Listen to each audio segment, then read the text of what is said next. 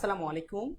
HSC batch 2024 এবং 2025 সকলকে আজকের হিসাব বিজ্ঞান দ্বিতীয় পত্রের বোর্ড এমসিকিউ ক্লাসে স্বাগতম।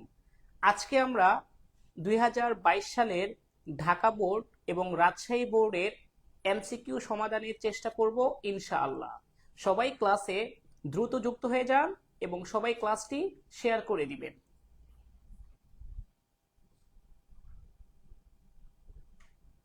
সবাই দ্রুত যুক্ত হয়ে যায় এবং ক্লাসটি শেয়ার করে দিই।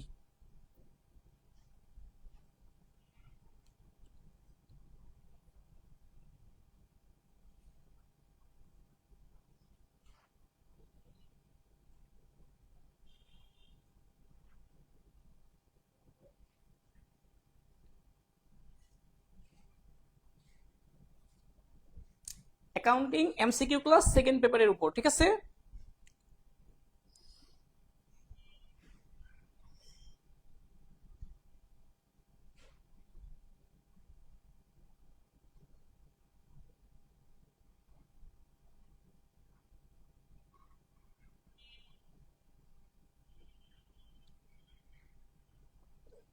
সবাই ফ্রেন্ডদের মেনশন করে দিন।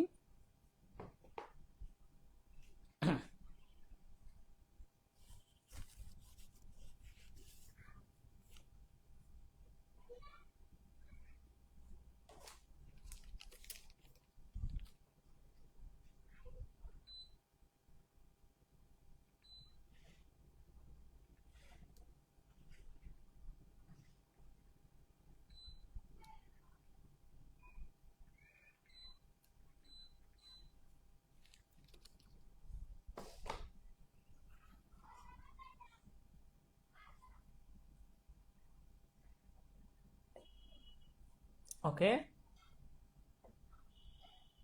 আমরা ঢাকা বোর্ডে 2022 সালে যে প্রশ্নটা আসছে এটা বিশ্লেষণ করব। রাজশাহী বোর্ডে 2022 সালে যে প্রশ্নটা আসছে এই প্রশ্নটা আজকে বিশ্লেষণ করব। আপনারা জানেন হিসাব বিজ্ঞান দ্বিতীয় পত্রের টোটাল 6টি অধ্যায় আছে। এই 6টি অধ্যায় থেকে 30টি এমসিকিউ আসবে। আবারও বলছি, এই 6টি অধ্যায় থেকে 30টি এমসিকিউ আসবে। এই 30টি এমসিকিউ আসলে প্রতিটা অধ্যায় থেকে আপনার 5টা করে এমসিকিউ আসবে। প্রতি অধ্যায় সেখান থেকে আপনার 5টি করে এমসিকিউ আসবে। তার মানে আপনি বুঝতে পারতেছেন, যদি আপনি কোনো একটা অধ্যায় স্কিপ করতে চান আপনার 5টা এমসিকিউ মিসিং হয়ে যাওয়ার চান্স আছে। এজন্য আপনাকে প্রতিটা অধ্যায়ের এমসিকিউ জোর দিয়ে করতে হবে। সৃজনশীল না করলেও এমসিকিউ করা বাধ্যতামূলক।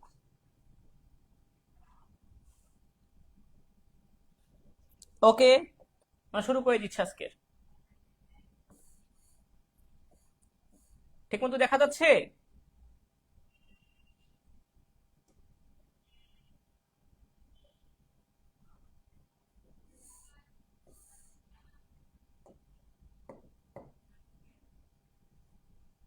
সবাই ফ্রেন্ডদের মেনশন করে দিন এবং ক্লাসটি শেয়ার করে দিন। একটু সামনে নিচ্ছি যেন আপনাদের দেখতে সুবিধা হয়। হ্যাঁ, ওকে, ঠিক আছে।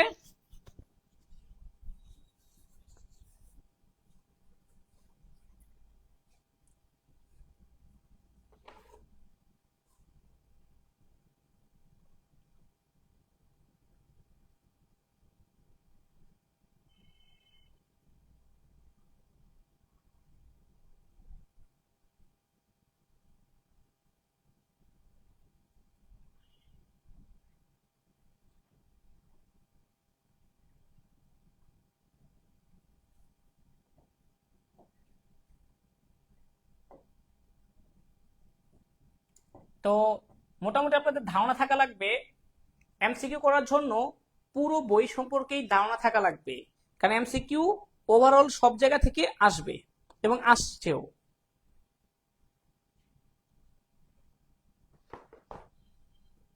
ওকে, আমরা একটা একটা করে সমাধান করি। প্রথমটার এমসিকিউ কি হবে? আইপিও এর পূর্ণরূপ কি? আইপিও একটা প্রতিষ্ঠান যখন বাজারে প্রথমবার শেয়ার ছাড়ে সেই প্রতিষ্ঠান সরাসরি প্রথম যখন আপনার জনগণের কাছে শেয়ার বিক্রি করে সেটা হচ্ছে আইপিও, ইনিশিয়াল পাবলিক অফারিং। একের উত্তর হবে এটা, ইনিশিয়াল পাবলিক অফারিং। দেখা যাচ্ছে? ক্লিয়ার দেখতে পাচ্ছেন নাকি একটু জুম করা লাগবে? ওকে, আরেকটু জুম করলাম। Initial public offering. ওকে, তারপরে বলেন তো চুক্তির অবর্তমানে, মানে চুক্তিতে কিছু বলা নাই, একজন অংশীদার নিচের কোনটি দাবি করতে পারে? চুক্তিতে কিছু বলা না থাকলেও কোনটা দাবি করতে পারে? মূলধনের সুদ, এটা ধরা যাবে না। ঋণের সুদ, হ্যাঁ এটা ধরা যাবে 6%। কমিশন ধরা যাবে না, বেতন ধরা যাবে না। মানে চুক্তিতে কিছু বলা না থাকলে শুধুমাত্র ঋণের উপর 6% হারে সুদ ধার্য করা যাবে।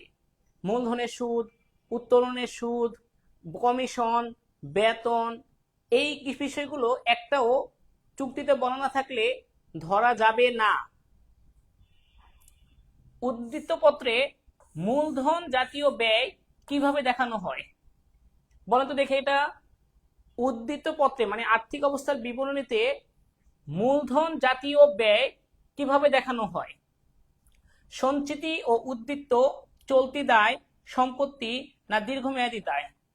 শোনেন, মূলধন জাতীয় ব্যয়গুলো হচ্ছে স্থায়ী সম্পত্তি ক্রয়, যেমন দালান কোঠা, আসবাবপত্র, মেশিন, এগুলো ক্রয়ের সময় যে ব্যয়গুলো হয় এগুলো মূলধন জাতীয় ব্যয়।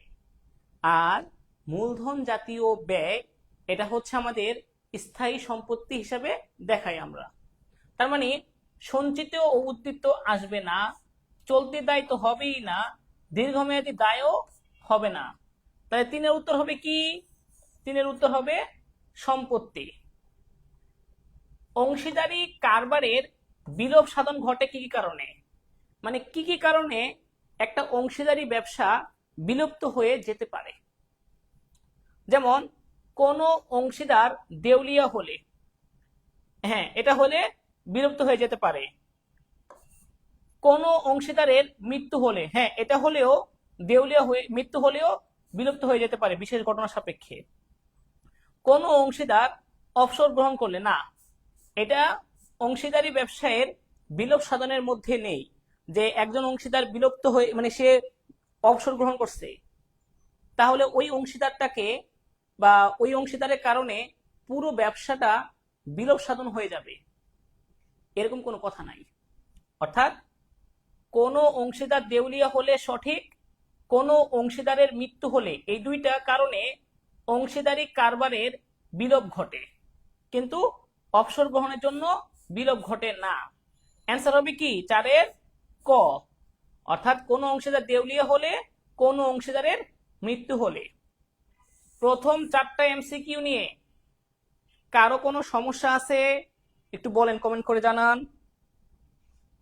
আজকে আমরা সেকেন্ড পেপারের সমাধান করব এমসিকিউ, সেকেন্ড পেপারের এমসিকিউ। প্রথম 4টা প্রশ্ন নিয়ে কারো কোনো প্রশ্ন বা সমাধান আছে কি? প্রথম 4টা ক্লিয়ার? ওকে, ভেরি গুড। আচ্ছা, তারপরে আমরা আসি 5 নাম্বার 6 নাম্বার করানোর আগে উদ্দীপকটা পড়তে হবে। হ্যাঁ,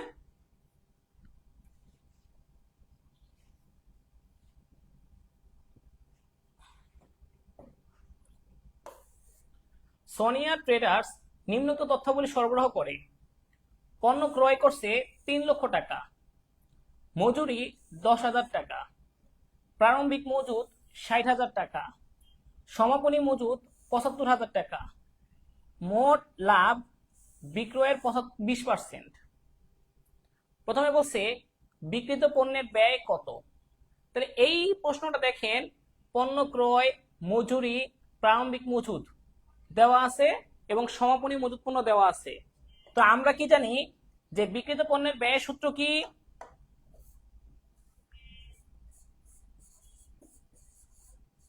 বিক্রিত পণ্যের ব্যয় বের করার সূত্র হচ্ছে প্রারম্ভিক মজুদ তার সাথে আপনার ক্রয় যোগ করতে হবে প্লাস ক্রয় সংক্রান্ত আনুষঙ্গিক খরচাবলী মানে প্রত্যক্ষ খরচ, আর মাইনাস করতে হবে সমাপনী মজুদ পণ্যটা, সমাপনী মজুদ পণ্যটা মাইনাস করতে হবে। তাহলে এই অঙ্কে প্রারম্ভিক মজুদ ছিল কত? 60,000, ক্রয় 3 লাখ, আর মজুরি 10,000। মজুরি হচ্ছে প্রত্যক্ষ খরচ। তাহলে 60,000 প্লাস 3 লক্ষ প্লাস প্রত্যক্ষ খরচ 10,000 মাইনাস সমাপনী মজুদ পণ্য আছে কত টাকা? সমাপনী মজুদ পণ্য আছে 75,000 টাকা। 75,000 টাকা। তা যোগ করেন 3,10,000, 3,70,000 মাইনাস 75, 2,95,000 টাকা। এটা হচ্ছে বিক্রিত পণ্যের ব্যয়।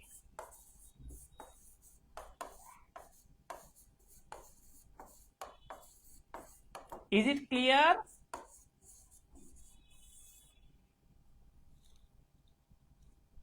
দেখেন তো বুঝতে পারছেন কিনা?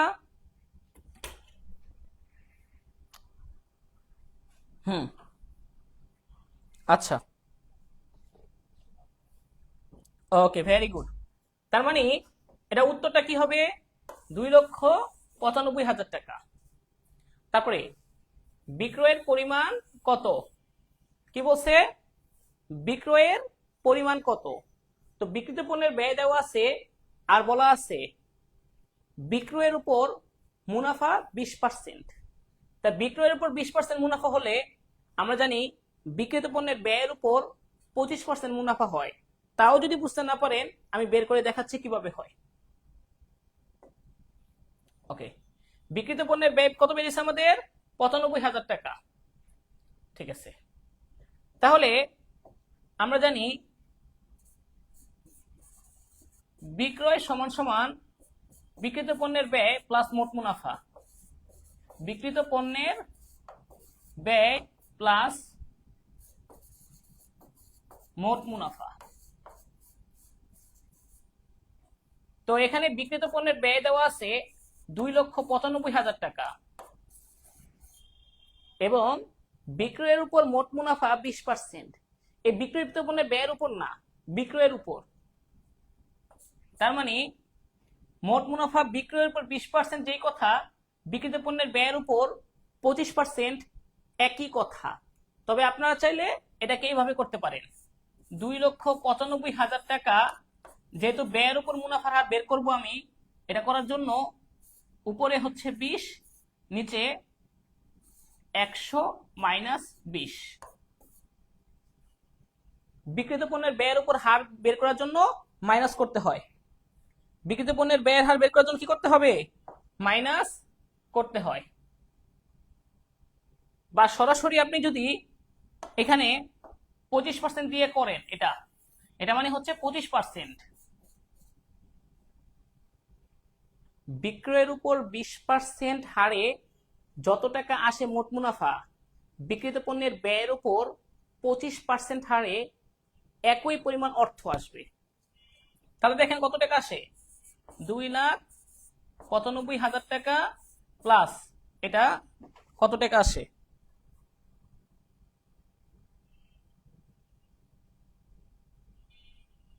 ওকে, একটু ক্যালকুলেটর করে দেখি। 2,95,000 এত 73.75, 3,73,750। এটা এদের যোগ করলে হয় 3,68,750। এটা হচ্ছে মোট মুনাফা, এটা হচ্ছে বিক্রিত পণ্যের ব্যয়। বিক্রিত পণ্যের ব্যয় এবং মোট মুনাফা এই দুইটাকে যোগ করলে আমরা এই বিক্রয়ের পরিমাণ পেয়ে যাই। Is it clear? আমরা কি বুঝতে পেরেছি? তাহলে উত্তর কি হবে? 3,68,750 টাকা।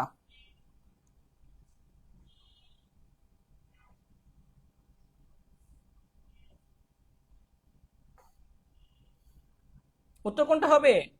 3,68,750। ঠিক আছে, অনেকে এটা ভুল করতেছেন বারবার। আর এটা হলো 2,95,000 টাকা।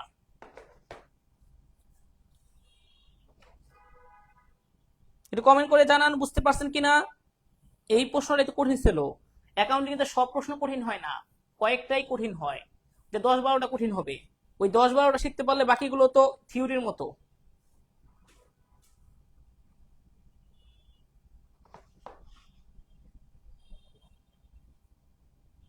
ওকে,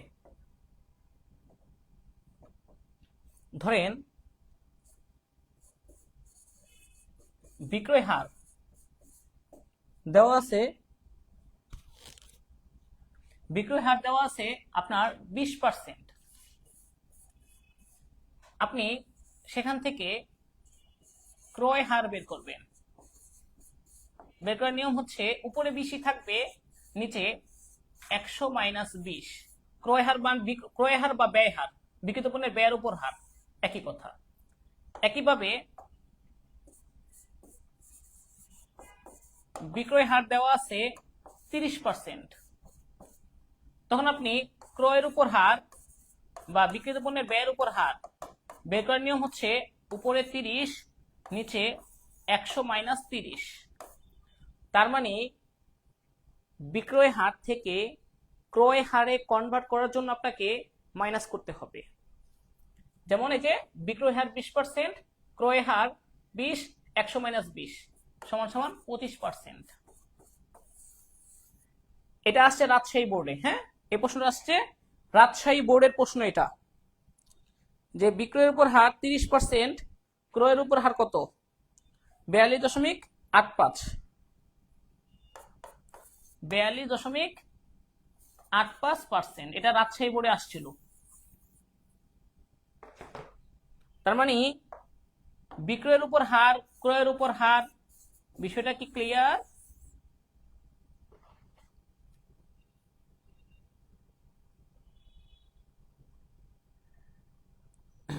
অর্থাৎ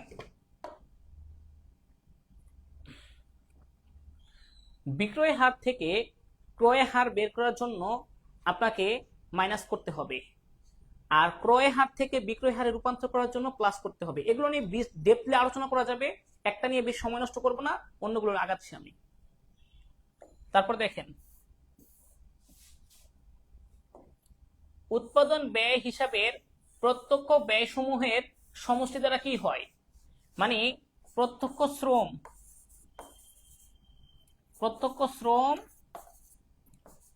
প্রত্যক্ষ কাঁচামাল, প্রত্যক্ষ খরচ, এই সবগুলো প্রত্যক্ষ মিলিয়ে কি হয়? মুখ্য ব্যয়। সবগুলো প্রত্যক্ষ মিলিয়ে কি হয়? মুখ্য ব্যয়। তার মানে এটা উত্তর কি হবে? মুখ্য ব্যয়। আচ্ছা, রাফি তা, এটা কি ক্লিয়ার? 7 নম্বরটা বুঝতে পারছি আমরা, তাহলে 8 নম্বরটা ক্লিয়ার করবো। 8 নম্বরটা বলেন তো কি হবে, কে বলতে পারবেন? রাফি তার অংশীদারি ব্যবসা হতে প্রতি মাসে 3,000 টাকা হারে সারা বছর উত্তোলন করেন। তিনি বছরে 10,000 টাকা মূল্যের পণ্য উত্তোলন করেন। 6% হারে উত্তোলনের সুদ কত টাকা হবে?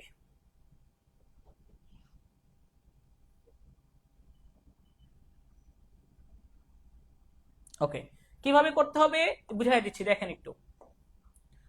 যেহেতু প্রতি মাসে 3,000 টাকা উত্তোলন করে, মাসের শুরুতে, মাঝে, শেষে কিছু বলে নাই, আপনি এটা এইভাবে নির্ণয় করলেও হয় যে 3,000 টাকা করে উত্তোলন আর 6% হারে উত্তোলনের সুদ। যেহেতু প্রতি মাসের শুরুতে, শেষে, মাঝে কিছু বলে নাই, আপনি ধরে নেন মাঝে, যেহেতু কিছু বলে নাই কে, তাহলে মাঝে বললে কত? 6 দিয়ে গুণ।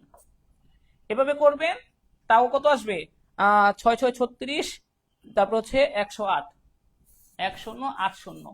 অথবা যেহেতু প্রতি মাসে মাসে 3,000 টাকা করে উত্তোলন করলে বছরে উত্তোলনের পরিমাণ কত হয় বলেন তো? 3,000 গুণ 12, 36,000 টাকা।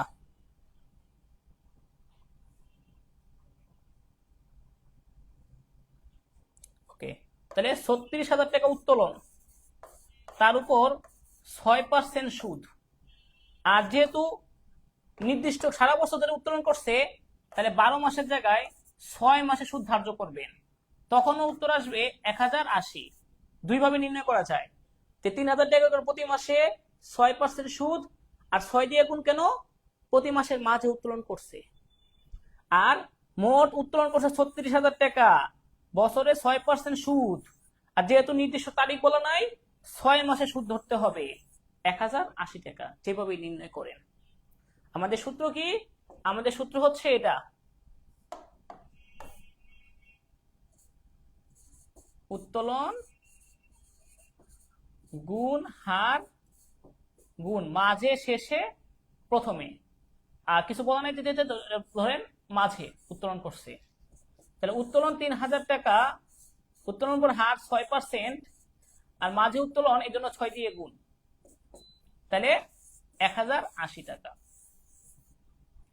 এই অঙ্কটা ক্লিয়ার? ওকে, তাহলে আমরা তারপরের অঙ্কে যাব। বুঝতে পারছেন কি এটা?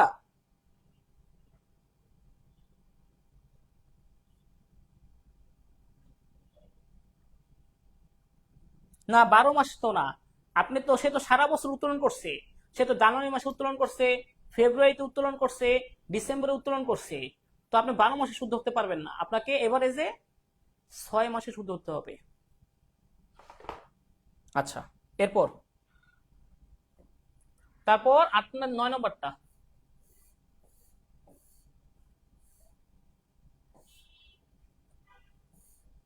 ওকে, তারপর 9 নম্বরটা দেখেন।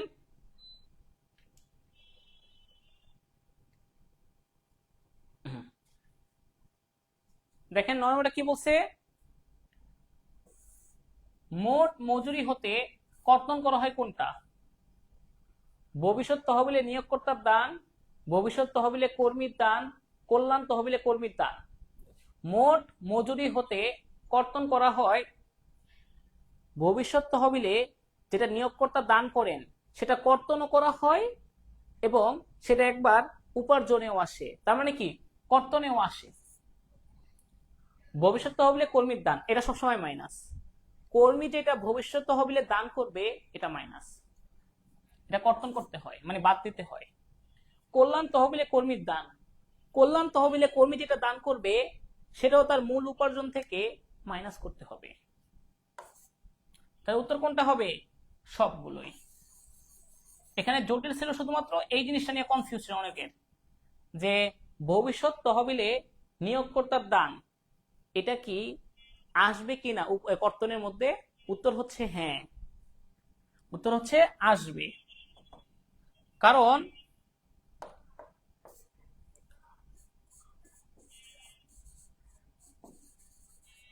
নিয়োগকর্তার দান এটা আপনার একবার উপার্জনে আসবে, আরেকবার কর্তনে আসবে। উপার্জনেও আসবে, কর্তনেও আসবে, সেম অ্যামাউন্ট। কর্মীর দান যেটা, সেটা শুধুমাত্র কর্তনে আসবে, উপার্জনে আসবে না, শুধুমাত্র কর্তনে আসবে। আর কল্যাণ তহবিলের দান এটা তো কর্তনে আসবেই। বুঝতে পারছেন?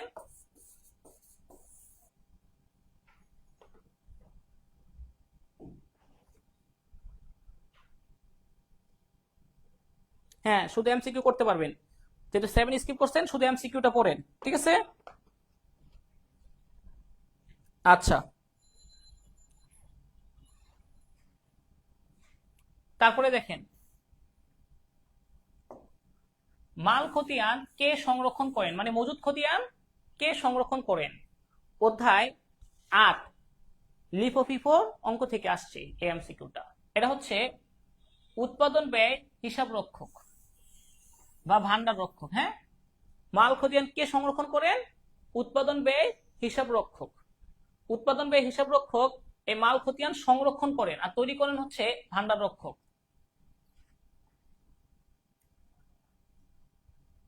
মাল খতিয়ান কে সংরক্ষণ করেন? হিসাব রক্ষক। আচ্ছা, এটা এবার জটিল প্রশ্ন। এটা অনেকেই পারবেন না।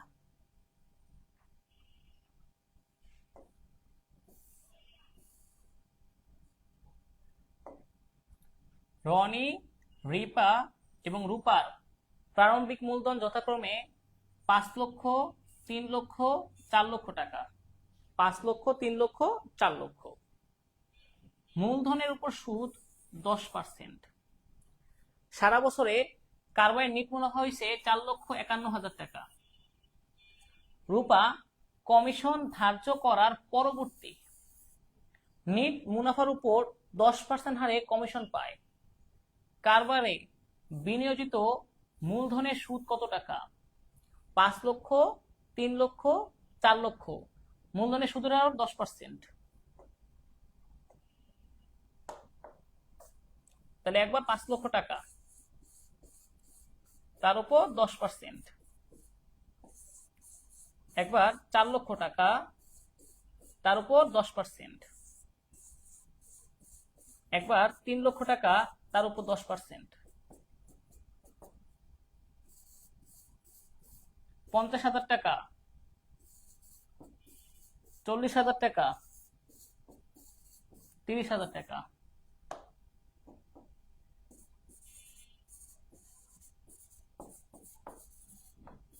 মূলধনের সুদ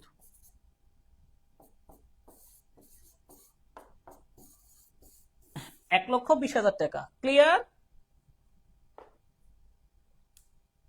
ওকে, তাহলে এটার উত্তর আসবে 1,20,000।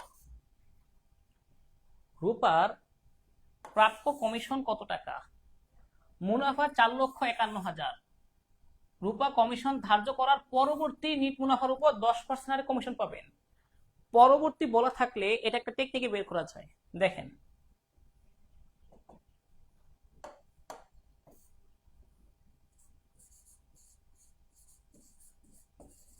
রূপার কমিশন যেহেতু পরবর্তী বলা আছে, 4,51,000 টাকার উপর কমিশন কত পার্সেন্ট? 10%।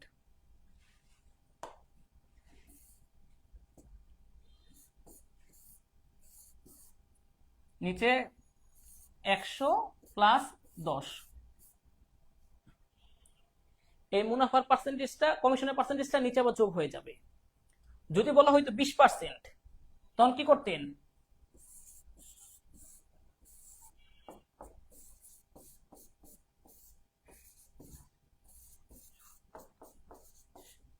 যদি বলা হয়তো 5%, তখন কি করতেন?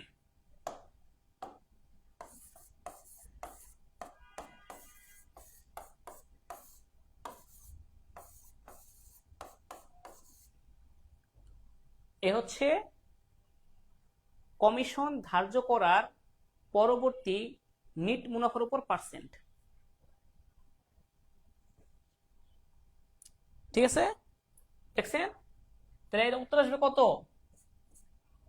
10, 100 প্লাস 10 ভাগ করেন, ক্যালকুলেটর করেন। 4,51,000 গুণ 10 ভাগ 110, 41,000।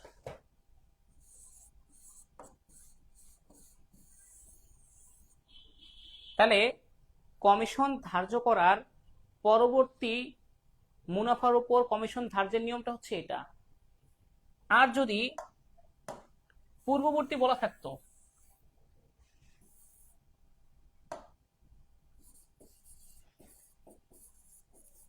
তখন ডিরেক্ট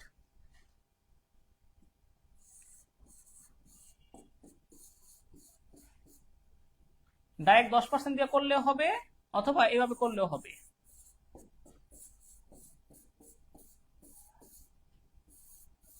একই কথা, হ্যাঁ, এভাবে করলেও হবে। তখন এভাবে ডাইরেক্ট করে দিতাম, তখন উত্তর আসতো 45,100 টাকা।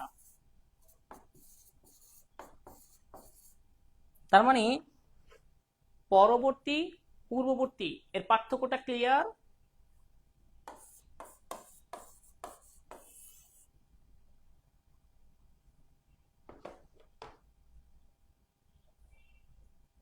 ভেরি গুড, যারা যারা বুঝতে পারছেন ধন্যবাদ।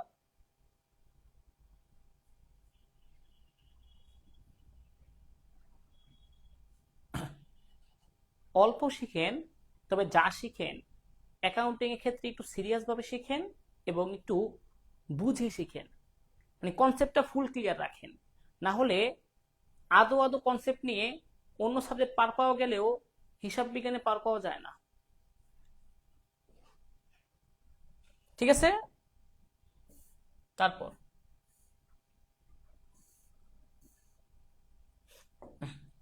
নিচের কোন দলিল অনুসারে যৌথ মূলধনী কোম্পানির দৈনন্দিন কার্যক্রম পরিচালিত হয়?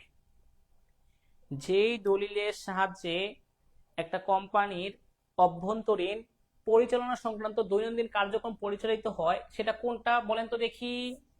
বিবরণপত্র, ঘোষণাপত্র, পরিমেল বন্ধ, পরিমেল নিয়মাবলী। কে বলতে পারবে এটা?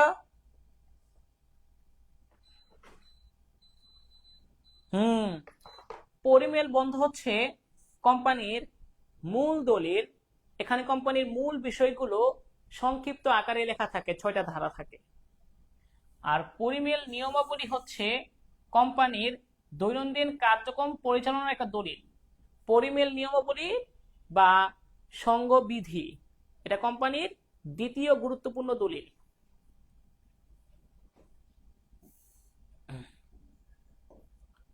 প্রাইভেট লিমিটেড কোম্পানি শেয়ার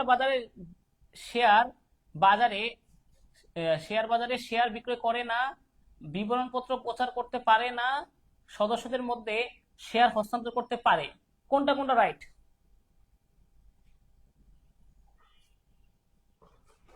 বলেন তো।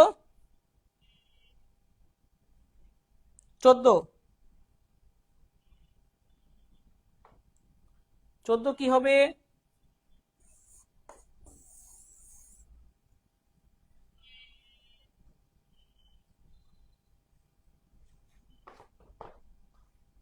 শোনেন, প্রাইভেট লিমিটেড কোম্পানি সদস্যদের মধ্যে শেয়ার হস্তান্তর করতে পারে। কেন পারে? যারা কোম্পানির সদস্য থাকে 2 থেকে 50 জনের মধ্যে, তাদের কাছে তো শেয়ার হস্তান্তর করতে পারবে, বাইরে জনগণের কাছে পারে না। কিন্তু নিজেদের সদস্যদের মধ্যে শেয়ার হস্তান্তর করতে পারবে। তাই এটা তো হবে।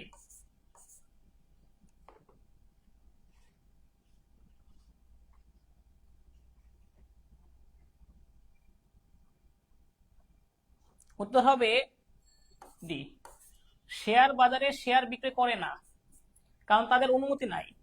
এজন্য তারা বিবরণপত্র প্রচার করতে পারে না, দরকার হয় না তাদের। এটা শুধু করতে পারে পাবলিক লিমিটেড কোম্পানি শেয়ার করে আহ্বান জানায়, আর সদস্যদের মধ্যে শেয়ার হস্তান্তর করতে পারে। সবগুলোই উত্তর রাইট। সংশ্লিষ্ট হিসাব বছরে প্রাপ্ত কিন্তু এখনো অর্জিত হয় নাই, মানে এখনো আপনি কাজ করে দেন নাই, টাকা পেয়ে গেছেন, তার মানে কি? অনুপার্জিত আয়। এটা হচ্ছে অনুপার্জিত আয়।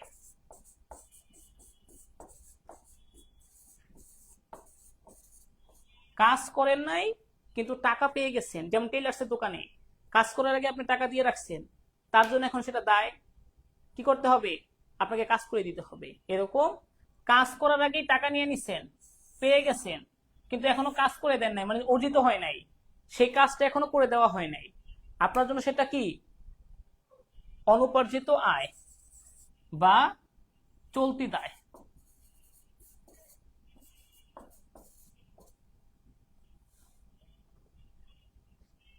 উত্তর হবে চলতি দায়। ওকে, এরপরে এমসিকিউটা দেখেন, এটা জটিল আছে। প্রারম্ভিক মজুদ 48,000, সমাপনী মজুদ 60,000, নগদ তহবিল 1,04,000, প্রাপ্য হিসাব 1,60,000, প্রদেয় হিসাব 96,000, বিক্রয় 3,24,000, বিক্রিত পণ্যের ব্যয় 2,70,000। তড়িৎ অনুপাত কত? তড়িৎ অনুপাত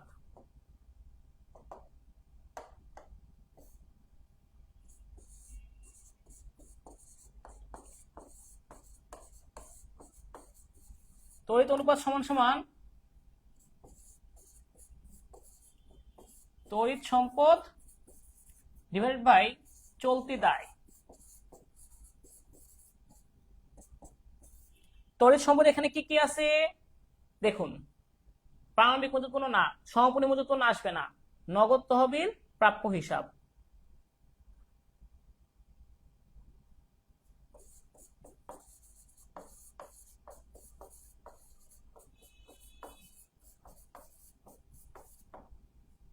সমাপনী মজুত পণ্য চলতি সম্পদ, তবে তড়িৎ সম্পদ না। অগ্রিম ব্যয়, সমাপনী মজুত পণ্য, এই দুইটা তড়িৎ সম্পদে আসে না। প্রদেয় হিসাব বিক্রয়, প্রদেয় হিসাব কত টাকা? 96,000 টাকা।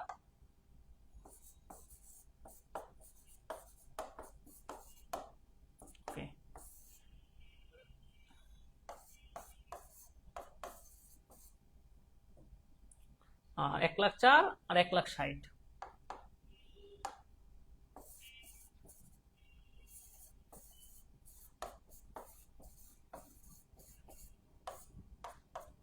তা কত হয় দেখেন তো একটু ক্যালকুলেশন করে। 1,04,000 আর 1,60,000 মানে 2,64,000 ভাগ 96,000, 2.75 অনুপাত 1, 2.75 অনুপাত 1।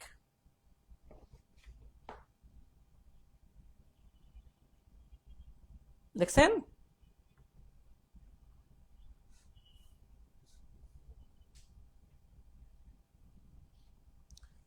সমাপনী মজুত পণ্য আর অগ্রিম ব্যয় এই দুইটা চলতি সম্পদে আসবে, কিন্তু তড়িৎ সম্পদের মধ্যে এই দুইটা আসে না, সমাপনী মজুত পণ্য এবং অগ্রিম ব্যয়।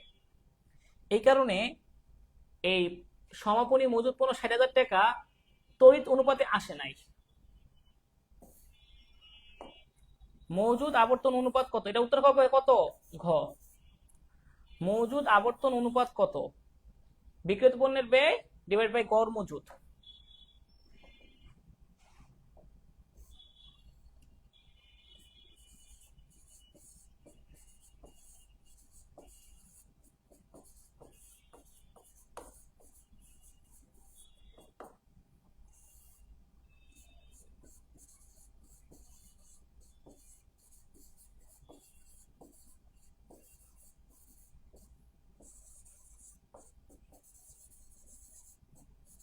গড় মজুদ।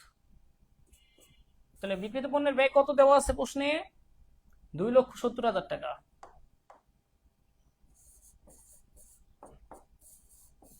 আর গড় মজুদ বের করার নিয়ম কি? প্রারম্ভিক মজুদ প্লাস সমাপনী মজুদ ডিভাইড বাই 2।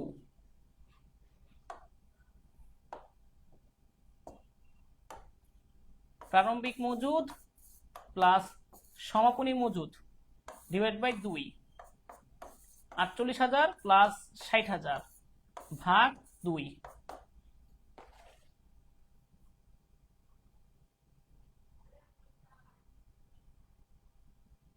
54,000 টাকা। ওকে, 2,70,000 ভাগ 54,000 5 বার। 54,000 কিভাবে হয়েছে বুঝতে পারছেন তো? এটা প্রারম্ভিক মজুদ পণ্য যোগ সমাপনী মজুদ পণ্য ভাগ 2, তারপরে আমরা গড় মজুদ পাই, এটা হচ্ছে গড় মজুদ। তারপরে বিক্রিত পণ্যের ব্যয় ভাগ গড় মজুদ, তাহলে আমরা কি পাবো? আমরা পাবো মজুদ আবর্তন অনুপাত। ক্লিয়ার?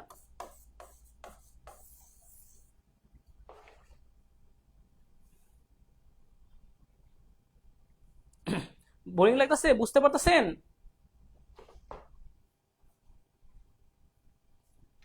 ওকে, আচ্ছা, দেখি কারা কারা বুঝতেছেন।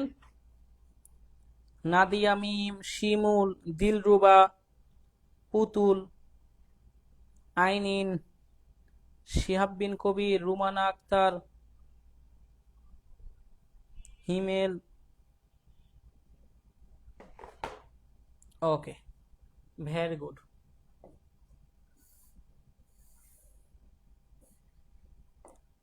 শ্রম আইন অনুযায়ী একজন শ্রমিকের দৈনিক স্বাভাবিক কাজের সময় কত, এটা কে বলতে পারবেন দেখি? এটা বলেন তো দেখি। 18 নম্বরটা, 18 নম্বরটা কি হবে?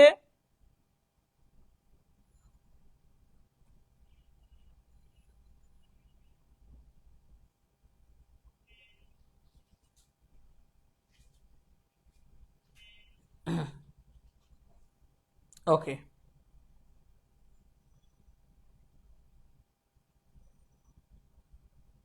বাংলাদেশের শ্রম আইন অনুযায়ী, মানে 2006 সালের আইন অনুযায়ী একজন শ্রমিক স্বাভাবিক কাজ হচ্ছে 8 ঘন্টা। এর বেশি কাজ করলে সেটা হচ্ছে ওভারটাইম। আর টোটাল 6 দিন, সপ্তাহে 48 ঘন্টা, 6 8 48। এর বেশি সে কাজ করলে সেটা ওভারটাইম মজুরি।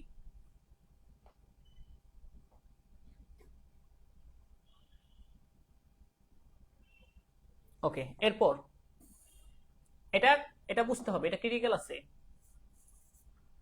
চলতি সম্পদ 1,50,000 টাকা, চলতি অনুপাত 5:2, চলতি দায় কত? কিসের মান দেওয়া আছে? চলতি সম্পদের মান দেওয়া আছে।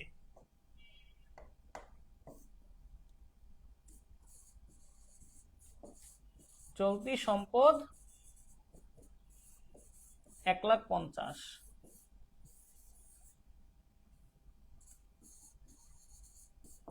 চলতি অনুপাত 5:2, মানে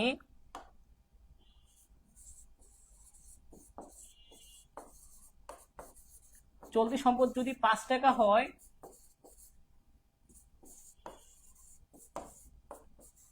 চলতি দায় হবে 2 টাকা।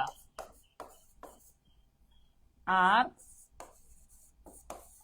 চলতি মূলধন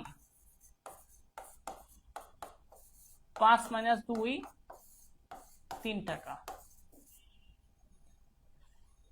এখন মান দেওয়া আছে কিসের? চলতি সম্পদের মান দেওয়া আছে। সুতরাং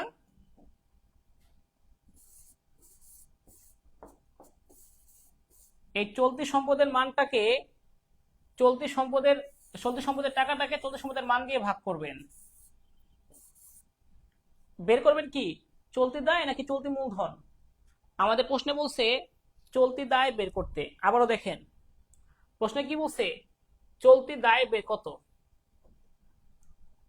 চলতি দায় বের করার জন্য আপনাকে যেহেতু মান দেওয়া আছে, টাকার পরিমাণ দেওয়া আছে কিসের? চলতি সম্পদের। এজন্য এই টাকাটাকে চলতি সম্পদের মান দিয়ে ভাগ করতে হবে। আর যেহেতু আমি দায়ের পরিমাণ বের করব, এই জন্য 2 দিয়ে গুণ করতে হবে।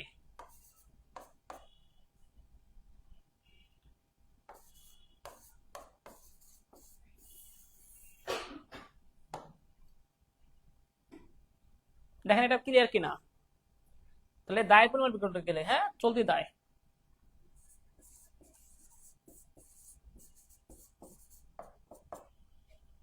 আর যদি চলতি মূলধন বের করতেন তখন আপনি বের করতেন কিভাবে জানেন? চলতি মূলধন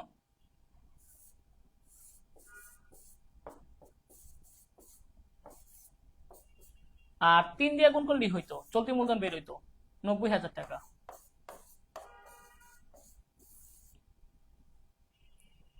যার মান দেওয়া থাকবে সেই মান দিয়ে ওই সংখ্যাটাকে ভাগ করতে হবে, আর যেটা বের করবেন সেটা গুণ করতে হবে।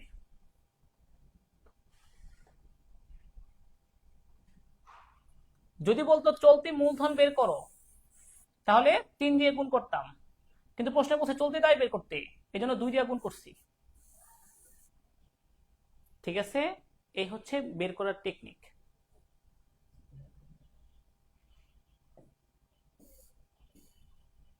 ওকে, রূপান্তর ব্যয় নির্ণয়ের সূত্র নিচের কোনটি কে বলতে পারবেন? রূপান্তর ব্যয় একটা কাঁচামালকে এক পণ্য থেকে অন্য পণ্যে রূপান্তর করার যে ব্যয় হয়। প্রত্যক্ষ শ্রম উৎপাদন উপরিব্যয়, প্রত্যক্ষ কাঁচামাল প্রত্যক্ষ শ্রম, প্রত্যক্ষ শ্রম প্রত্যক্ষ ব্যয় প্রত্যক্ষ কাঁচামাল, এটা তো মুখ্য ব্যয়। মুখ্য ব্যয় প্লাস কারখানা উপরিব্যয়, এটা উৎপাদন ব্যয়। প্রত্যক্ষ কাঁচামাল প্লাস প্রত্যক্ষ শ্রম, এটা তো অনেকটা মুখ্য ব্যয়ের মতো। তাহলে কোনটা হবে বলেন দেখি, উত্তর কোনটা হবে?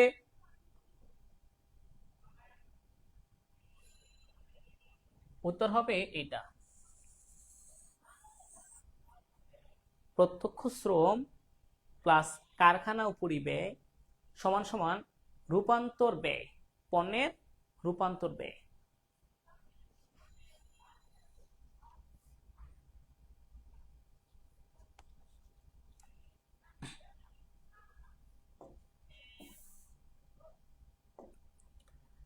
বিশ একক পণ্যের উৎপাদন ব্যয় 400 টাকা।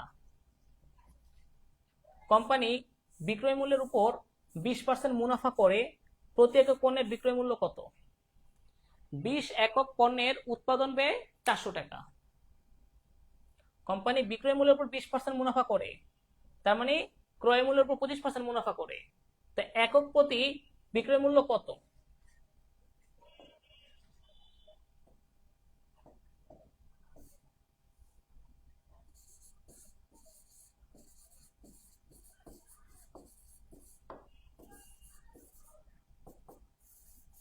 চারশো টাকা।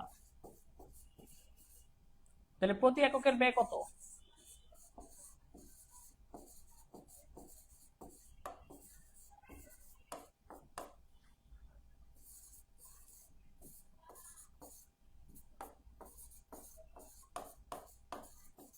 একক প্রতি ব্যয় 20 টাকা। এবার মুনাফা কত বলছে? বিক্রয় মূল্যের উপর মুনাফা 20%।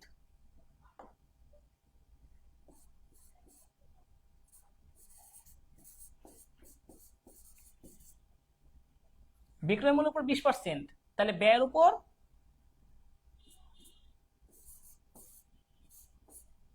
বিক্রয় মূল্যের উপর 20%, ব্যয়ের উপর 25% এর সমান। বিক্রয় মূল্যের উপর 20%, ব্যয়ের উপর 25% এর সমান 5 টাকা মুনাফা। তাহলে বিক্রয় মূল্য কত হবে?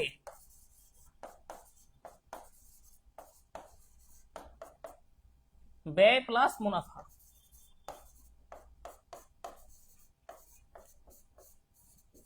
ব্যয় প্লাস মুনাফা মানে উৎপাদন ব্যয় প্লাস মুনাফা।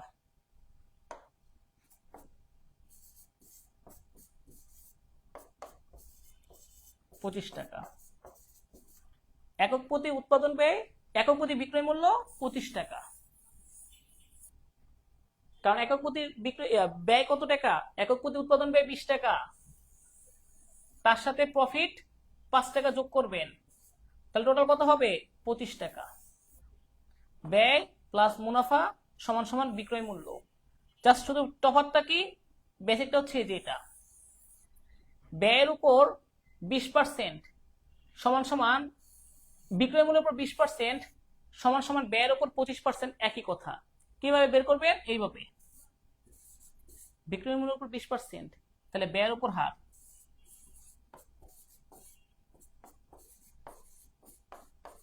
একটু আগে দেখাইছিলাম।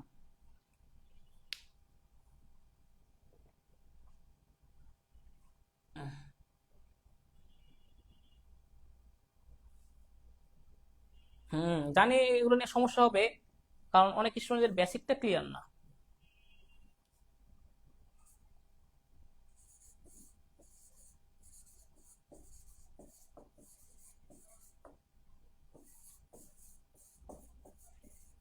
বিশ এককের ব্যয় 400 টাকা।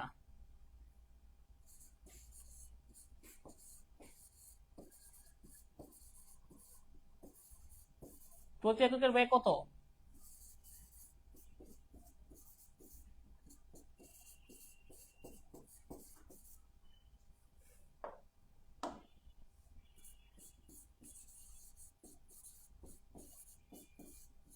বিক্রয় হার 20% সমান ব্যয় হার 25%। তাহলে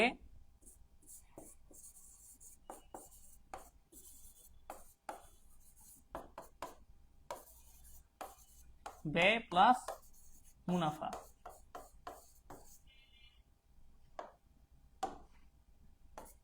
ব্যয় হচ্ছে 20 টাকা আর মুনাফা 20-এর 25%।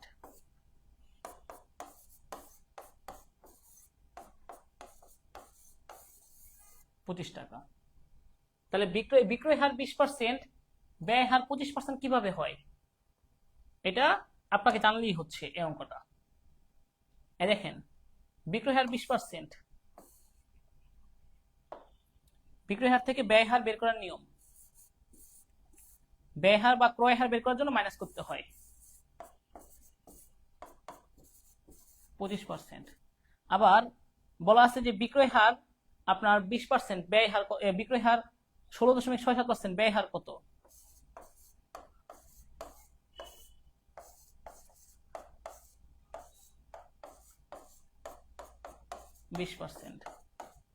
যাই হোক, বিক্রয় হার থেকে ব্যয়ের হারে বা ক্রয়ের হারে রূপান্তর করার জন্য মাইনাস করতে হয় মানটাকে।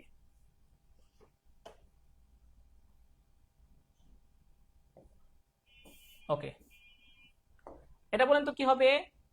দ্রব্যমূল্য বা জীবনযাত্রার ব্যয়ের সাথে সংগতি বিধানের নিমিত্তে কর্মীদের প্রদত্ত সুবিধাকে কি বলে?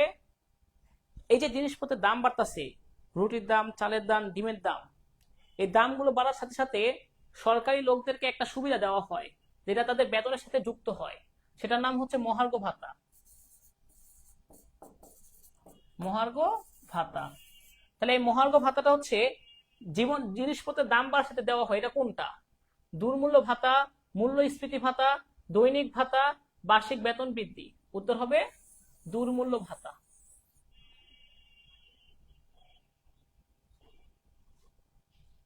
উত্তর কি হবে? মূল্যস্ফীতি ভাতা না, দুর্মূল্য ভাতা।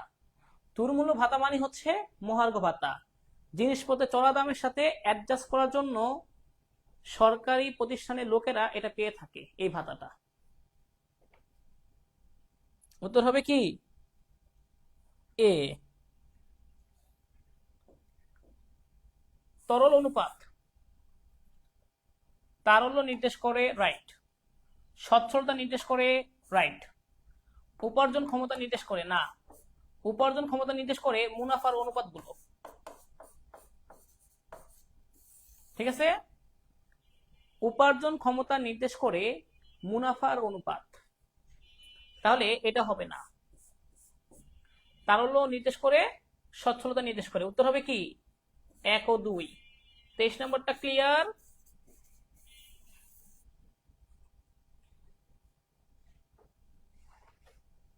একটু পড়াশোনায় সিরিয়াস হন, আর বেশি দিন নাই, 900 ঘন্টা আছে এক্সামের। হ্যাঁ, বিক্রিত পণ্যের ব্যয় প্রতিবার বিক্রয়ের হিসাবভুক্ত করা হয়, বিক্রয়ের সাথে হিসাবভুক্ত করা হয়। দেখেন, বিক্রিত পণ্যের ব্যয় প্রতিবার বিক্রয়ের সাথে হিসাবভুক্ত করা হয় কোন পদ্ধতিতে? বিক্রিত পণ্যের ব্যয় তো আমরা হিসাব করি না, কিন্তু নিত্য মজুদ পদ্ধতিতে, আপনার নিত্য মজুদ পদ্ধতি বা অবিরত মজুদ পদ্ধতি, নিত্য মজুদ পদ্ধতিতে বিক্রিত পণ্যের ব্যয় প্রতিবার বিক্রয়ের সাথে হিসাবভুক্ত করা হয়। যদিও আমরা ইন্টারি নিয়ম কিন্তু করি না, নিত্য মজুদ পদ্ধতিতে করি না, আমরা কালান্তিক মজুদ পদ্ধতিতে অনুসরণ করি। এই জন্য আমাদের বিক্রিত পণ্যের ব্যয় আসে না, আমাদের এই বিক্রিত পণ্যের ব্যয় নামে হিসাব থাকে না। কিন্তু অবিরত মজুদ পদ্ধতিতে বিক্রিত পণ্যের ব্যয় হিসাব থাকে।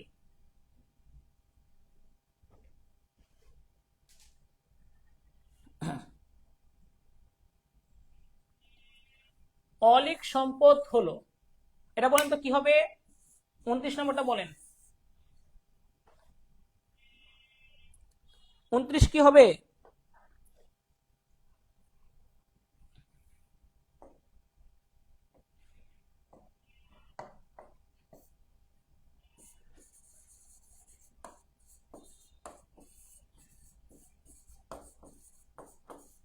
শেয়ার অধিহার।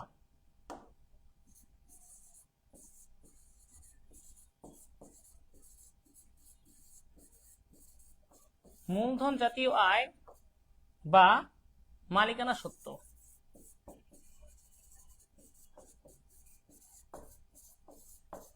ঠিক আছে, তার মানে শেয়ার অধিহারটা আসবে না, অবলেখকের দস্তুরি আসবে, ঋণপত্রের অবহার আসবে। অবলেখকের কমিশন, ঋণপত্রের অবহার, এগুলো হচ্ছে আমাদের অলিক সম্পত্তি বা ভুয়া সম্পদ বা কাল্পনিক সম্পদ অথবা অসমন্বিত ব্যয়? 2 ও 3 উত্তর হবে।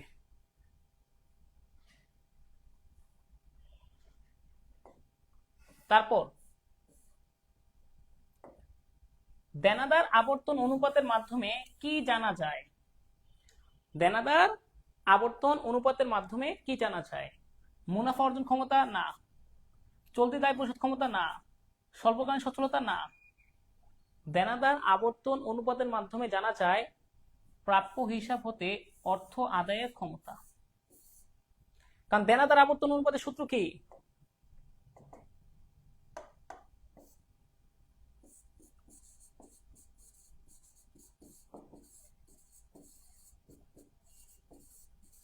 দেনাদার আবর্তন অনুপাত সমান সমান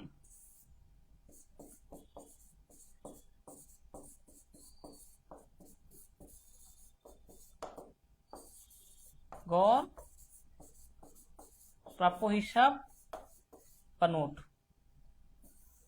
সকল প্রাপ্য হিসাব প্রাপ্য নোট। হ্যাঁ,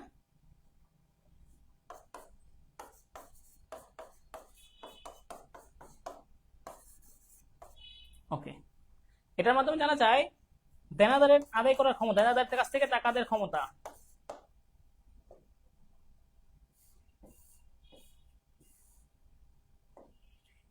এইটা অনেকেই বুঝবেন না। ভ্যাট সহ পণ্য ক্রয় ৮৩,০০০, অলিখিত ক্রয় ২,০০০, ক্রয় ফেরত ৪,৫০০।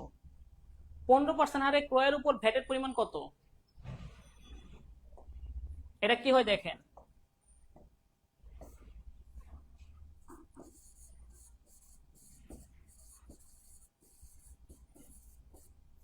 ৳৮৩,০০০, তার সাথে অলিখিত ক্রয়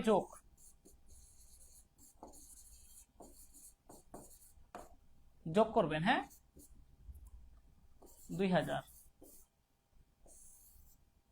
মোট ক্রয়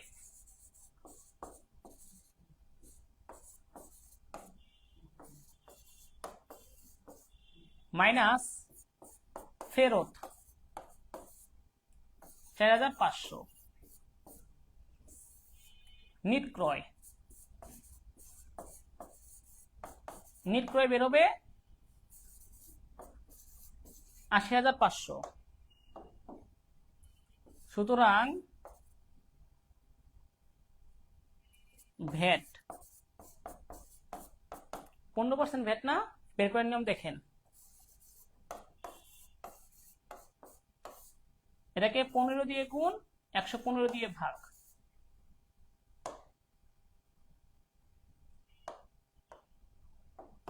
নিট ক্রয়ের পরে আপনি ভ্যাট বের করতে হবে। হ্যাঁ, করে দেখেন, এটা আসবে।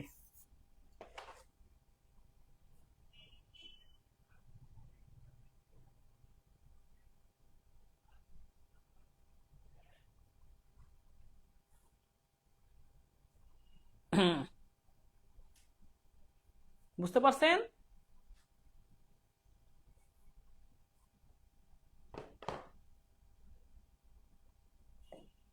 আচ্ছা,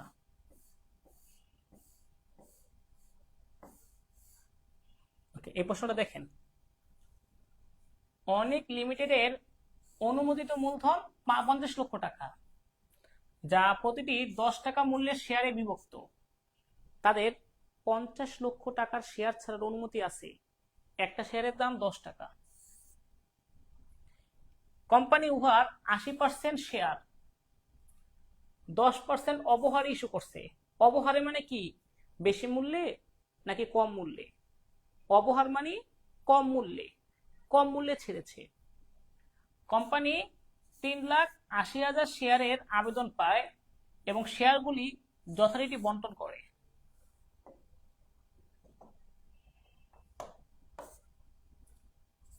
অনুমোদিত শেয়ার সংখ্যা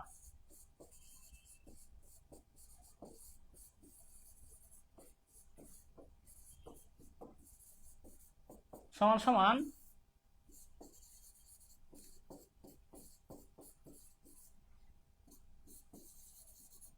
শেয়ারের দাম।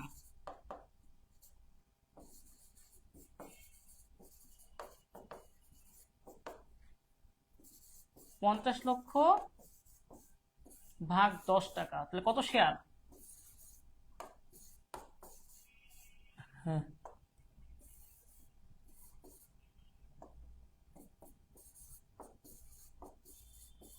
এত শেয়ার, মোট হচ্ছে 5 লাখ শেয়ার।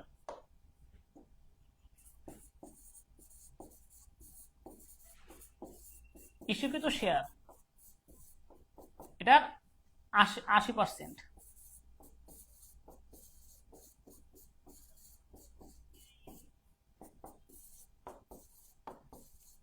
এত শেয়ার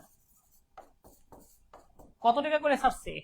10% অবহারে, মানে 9 টাকা করে, 1 টাকা কমে 9 টাকা করে তারা ছাড়ছে বাজারে। 10 টাকা হচ্ছে নামিক মূল্য, 1 টাকা অবহারে ছাড়ছে, তার মানে 9 টাকা করে তারা বাজারে ছাড়ছিল।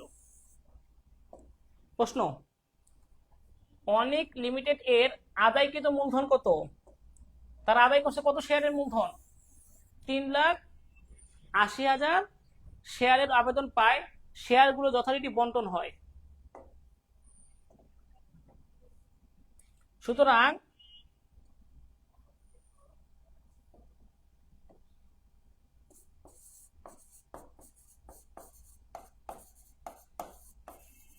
আদায়কৃত মূলধন, তার আবেদন পাইছে কত শেয়ারের? 3,80,000 গুণ নামিক মূল্য বা নিবন্ধিত মূল্য 10 টাকা।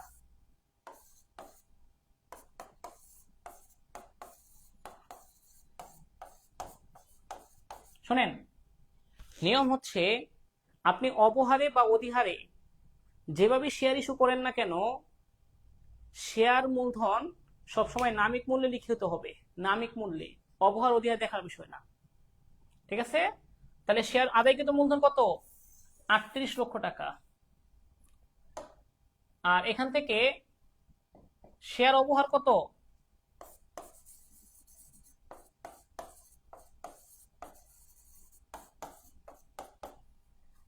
3,80,000 আবেদন পাইছি, কারণ ইস্যু করছিলাম 4 লাখ, 4 লাখ আবেদন পাই নাই, 3,80,000 আবেদন পাইছি, গুণ 10-এর 10%, 3,80,000 টাকায়, কারণ এটা 1 টাকা আসে, তো 1 টাকা দিয়ে এটা গুণ করলে এটাই আসে। এটা হচ্ছে ভুয়া সম্পদ। হ্যাঁ,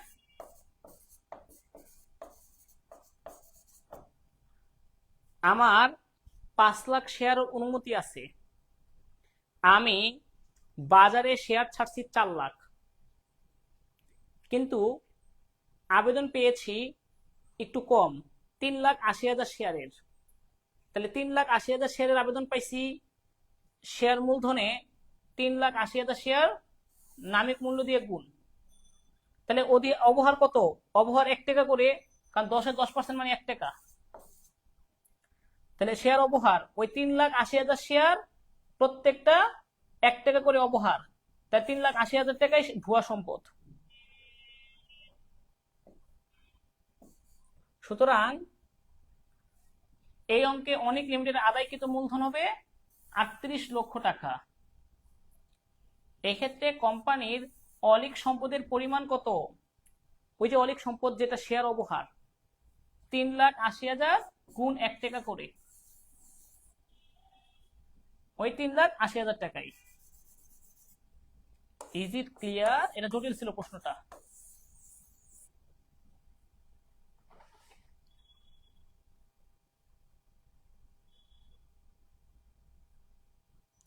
এখানে তো অবলেখক নাই, আপনার অতিরিক্ত শেয়ারগুলো, মানে বাকি শেয়ারগুলো কে কিনবে? ঘাটতি শেয়ারগুলো। অবলেখক তো নাই, তাহলে কমটাই ধরতে হবে।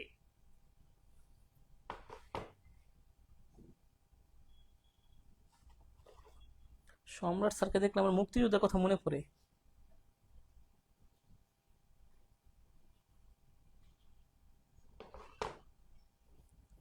আচ্ছা আচ্ছা, তারপর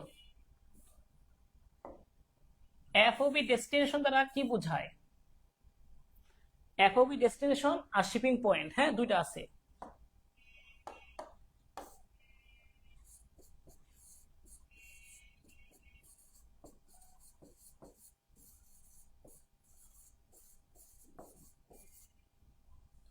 যেখানে দেখবেন এফওবি ডেস্টিনেশন,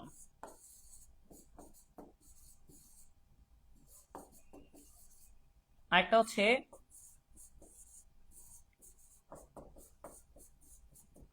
শিপিং পয়েন্ট। আপনি যে পণ্য বিক্রি করছেন, ওই বিক্রয় পণ্যটা আপনার ঘরে পৌঁছায় দিবে, এই খরচটা কে বহন করবে? ডেস্টিনেশন হলে বিক্রেতা বহন করবে, শিপিং পয়েন্ট হলে ক্রেতা বহন করবে। কিসের? পরিবহন খরচ।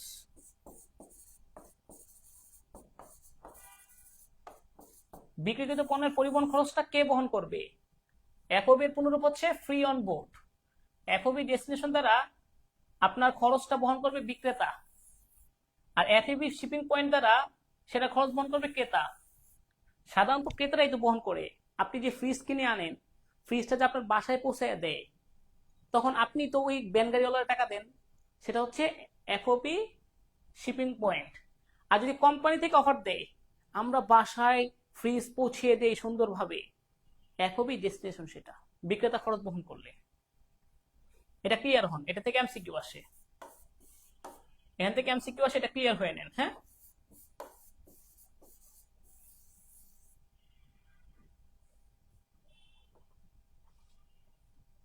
পণ্যের পরিবহন খরচ কে বহন করবে? তাহলে এটার উত্তর কি হবে? এফওবি ডেস্টিনেশন দ্বারা কোনটি বোঝায়? পণ্যের বহন খরচ বিক্রেতা বহন করে, পণ্যের বহন ক্রেতা বহন করে, পণ্যের বহন খরচ বীমা কোম্পানি বহন করে, তারপর অন্যটা বহন করে। উত্তর হবে কি? যেহেতু ডেস্টিনেশন, এই জন্য বিক্রেতা বহন করবে।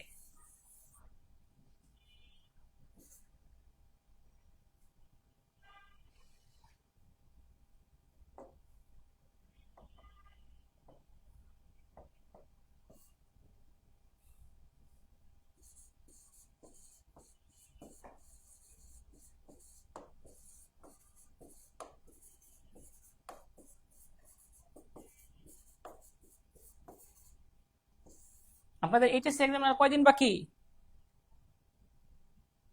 আজকে হচ্ছে 22 তারিখ, 31 মাইনাস 22, 9 দিন।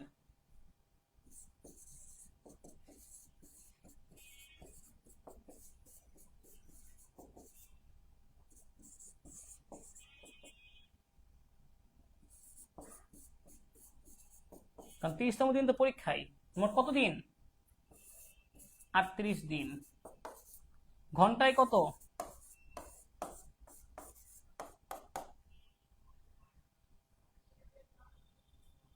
912 ঘন্টা। প্রতিটা ঘন্টা গুরুত্বপূর্ণ, প্রতিটা সেকেন্ড গুরুত্বপূর্ণ, প্রতিটা মিনিট গুরুত্বপূর্ণ। এবার 1 ঘন্টা অপচয় করার আগে একটু ভেবে নিবেন, আপনার মাত্র 3 ডিজিটে পরীক্ষার সময় আছে। এখন এটা একটু 1 মিনিট দেখেন, 1 মিনিট এটা একটু দেখেন, মনের মধ্যে একটা ভয় সঞ্চয় করেন। এই ভয়টা যেন আপনাকে পড়তে আগ্রহী করে তোলে। ঠিক আছে?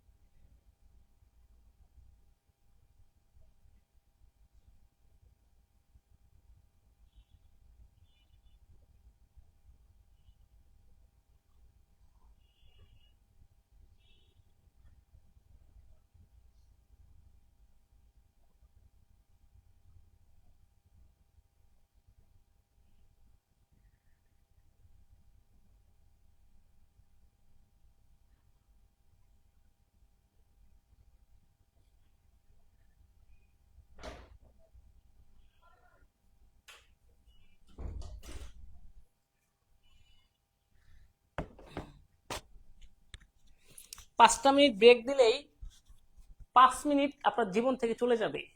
5 মিনিট পরীক্ষার সময় কমে যাবে। প্রতিটা মিনিট গুরুত্বপূর্ণ। এখন ঘুমানোর আগে একটু ভাববেন যে আমি এত ঘন্টা ঘুমাবো, এক্সট্রা সময় নষ্ট করবেন না, ঠিক আছে?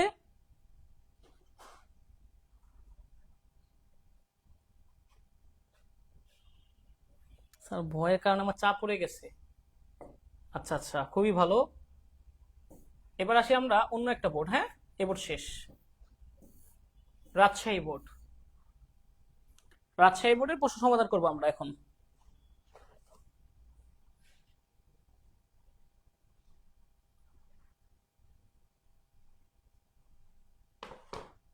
বারো তারিখের পর থেকে একটানা ক্লাস নেব ক্যাপসুলের, মানে বড় বড় ক্লাস। পাবলিক লিমিটেড কোম্পানির সর্বোচ্চ সদস্য সংখ্যা কত? কে বলতে পারবেন বলেন তো দেখি। পাবলিক লিমিটেড কোম্পানির সর্বোচ্চ সদস্য সংখ্যা কতজন?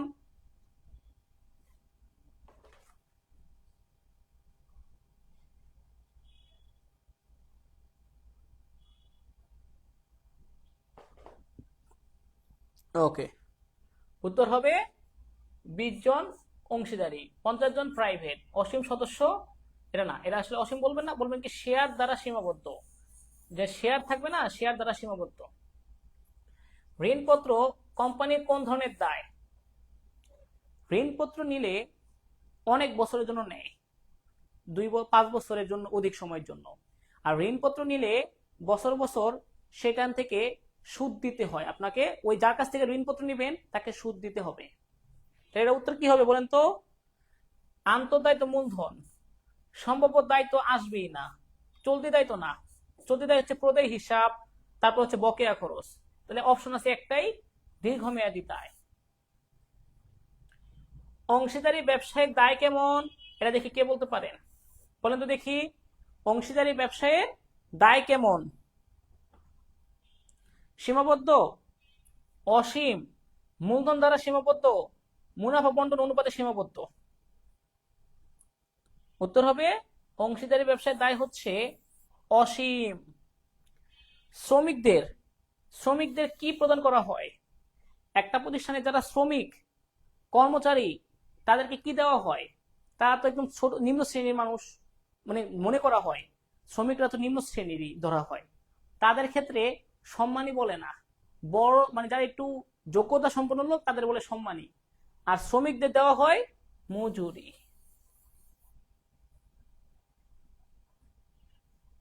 এটা চারটা এমসিকিউ ক্লিয়ার? এটা নিয়ে কারো কোনো সমস্যা আছে কি? এগুলো 22 সালের বোর্ড প্রশ্ন, এগুলো আপনাকে সচেতন সহকারে একটু মনোযোগ দিয়ে করতে হবে। ওকে, এবার আসেন 5 নম্বর।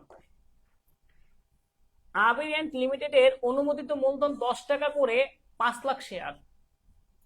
কোম্পানি 80% শেয়ার 10% অবহার ইস্যু করছে, ওই আগের মতোই 5 লাখ শেয়ার এর 80% মানে 4 লাখ শেয়ার ইস্যু করছে। আবির কোং লিমিটেডের ইস্যুকৃত শেয়ারের সংখ্যা কত? 4 লক্ষ। কারণ 5 লক্ষ শেয়ারের 80% ইস্যু করা হয়েছে। শেয়ার অপহারের পরিমাণ কত? 10 টাকার 10% কত হয়? 10 এর 10%, মানে 1 টাকা করে অপহার। একটা শেয়ারের জন্য 1 টাকা অপহার, তাহলে 4 লক্ষ শেয়ারের জন্য অপহার কত হবে? 4 লক্ষ গুণ 1, ওই 4 লক্ষ টাকাই। 5 এবং 6 কার কার ক্লিয়ার হয়েছে একটু বলেন। এই ম্যাথটা কার কার ক্লিয়ার হয়েছে? যদিও আগে একবার সমাধান করাইছি এরকম ম্যাথ। 5 লক্ষ শেয়ার কোম্পানি 80% ইস্যু করছে, তাহলে 5 লক্ষর 80% 4 লক্ষ। ইস্যুকৃত শেয়ারের সংখ্যা, একটা শেয়ার প্রতি 1 টাকা অবহার, তাহলে 4 লক্ষ শেয়ারের জন্য 4 লক্ষ টাকা অবহার।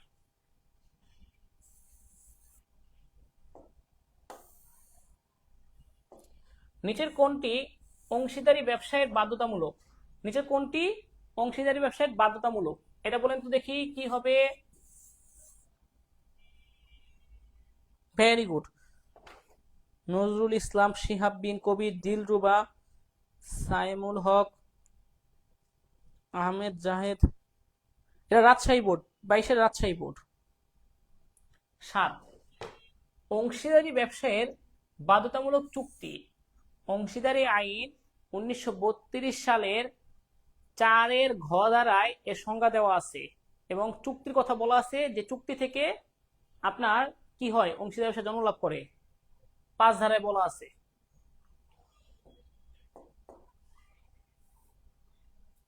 সমাপনী মজুদ পণ্যের সূত্র কি? প্রারম্ভিক মজুদ যোগ নিট ক্রয় মাইনাস বিক্রিত পণ্যের ব্যয়। হ্যাঁ, রাইট। হাতে মজুদ একক গুণ ক্রয় মূল্য মাইনাস প্রারম্ভিক মজুদ। না, হাতে মজুদ একক গুণ ক্রয় মূল্য মাইনাস প্রারম্ভিক মজুদ, তাইলে হয় না, এটা আসবে না। হাতে মজুদ একক গুণ একক প্রতি ক্রয় মূল্য, এটা রাইট। তাহলে 1 ও 3 রাইট। হাতে মজুদ একক গুণ ক্রয় মূল্য মাইনাস প্রারম্ভিক মজুদ, এটা আসবে না, এই জন্য এটা রাইট। হাতে মজুদ একক, আপনার যত একক পণ্য হাতে আছে আর এইটার একক প্রতি মূল্য যত টাকা, সেটাই তো সমাপনী মজুদ পণ্যের মূল্য। অথবা সূত্র অনুযায়ী বের করা যায় প্রারম্ভিক মজুদ যোগ নিট ক্রয় মাইনাস বিক্রিত পণ্যের ব্যয়। এই সূত্র অনুযায়ীও সমাপনী মজুদ পণ্য বের করা যায়। Very good.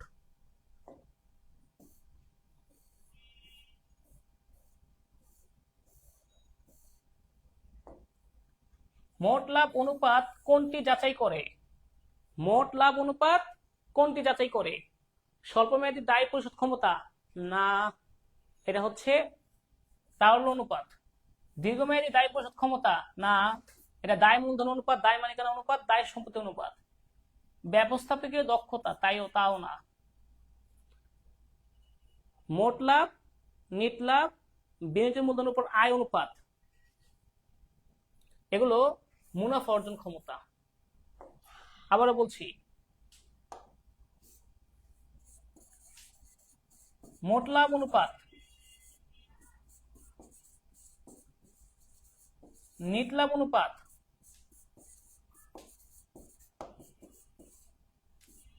বিনিয়োজিত মূলধন, আয় অনুপাত, এসব অনুপাত মুনাফা অর্জন ক্ষমতা নির্দেশ করে।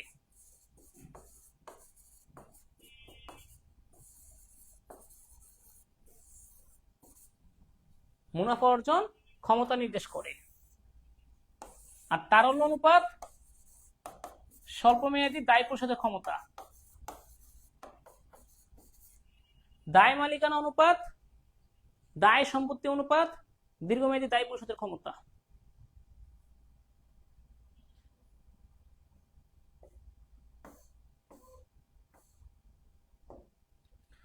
অংশীদারি ব্যবসায় অংশীদার গ্রহণ ও বহিষ্কার করা হয়ে থাকে কি অনুযায়ী?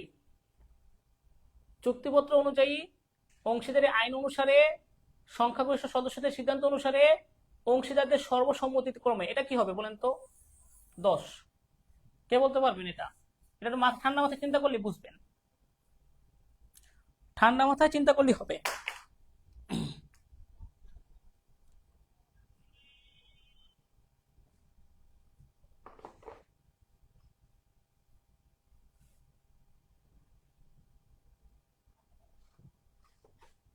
অনেকে দেখি যে উত্তর দিতেছে ক, অনেকে উত্তর দিতেছে খ। যাই হোক, বলেন, আমি উত্তর দিয়ে দিচ্ছি। ওকে, এর উত্তর হচ্ছে চুক্তিপত্র অনুসারে অংশীদারের সকল কাজ চুক্তিপত্রে যেভাবে উল্লেখ থাকবে সেই অনুযায়ী হবে, চুক্তিপত্র যেভাবে আছে। ঠিক আছে? ওকে, তারপর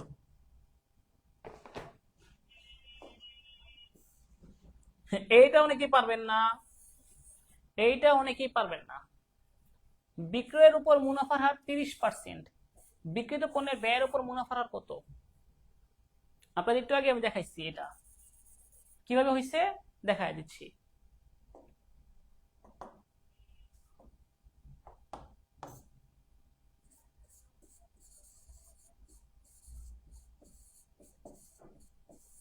30%। ক্রয় বা বিক্রিত পণ্যের ব্যয়ের উপর হার,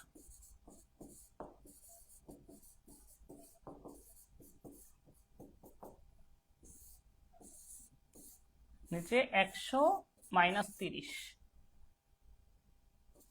সমান সমান কত আসে? ক্যালকুলেটর করে দেখি। 30 ভাগ 70, 42.85। এটা ক্লিয়ার?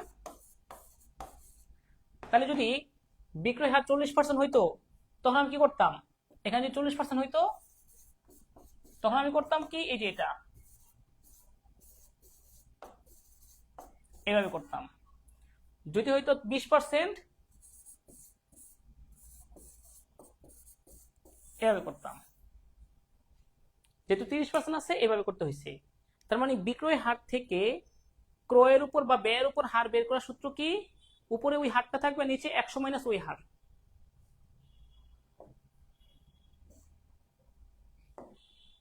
ক্লিয়ার?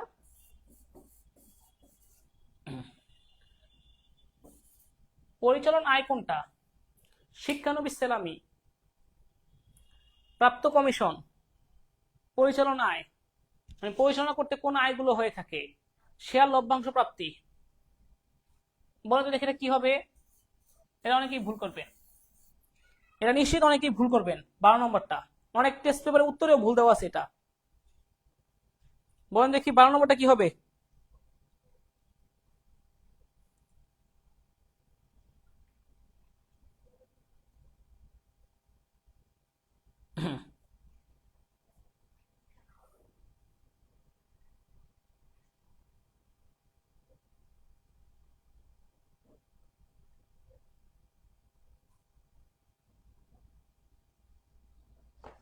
শোনেন, এ প্রশ্নটা একটু ঝামেলা আছে, মিলানো যায় না। প্রাপ্ত কমিশন পরিচালনায় এটা নিশ্চিত, আর শিক্ষানবিশ সেলামি এটা অপরিচালন আয়, পরিচালন না এটা। তো এটাকে আপনার বাদ দিয়ে দিতে হয়, বুঝছেন? অপশন হিসেবে এটা, কিন্তু উত্তর দিচ্ছে অনেকটা এটা। উত্তর হচ্ছে এটা। এটাতে ঝামেলা আছে একটু, কারণ প্রাপ্ত কমিশন হচ্ছে অপরিচালনায়, শিক্ষানবিশ সেলামি এটা হচ্ছে প্রাপ্ত কমিশন হচ্ছে পরিচালনায়, শিক্ষানবিশ সেলামি অপরিচালনায়। এটা ঝামেলা আছে একটু। যাই হোক প্রশ্নটা, তাও আমি উত্তরটা বলে দিলাম। লভ্যাংশ তো আপনি নিয়মিত পাবেন না, এটা অপরিচালন, এটা অপরিচালন, এ দুটো হচ্ছে অপরিচালন, আর এটা হচ্ছে পরিচালন।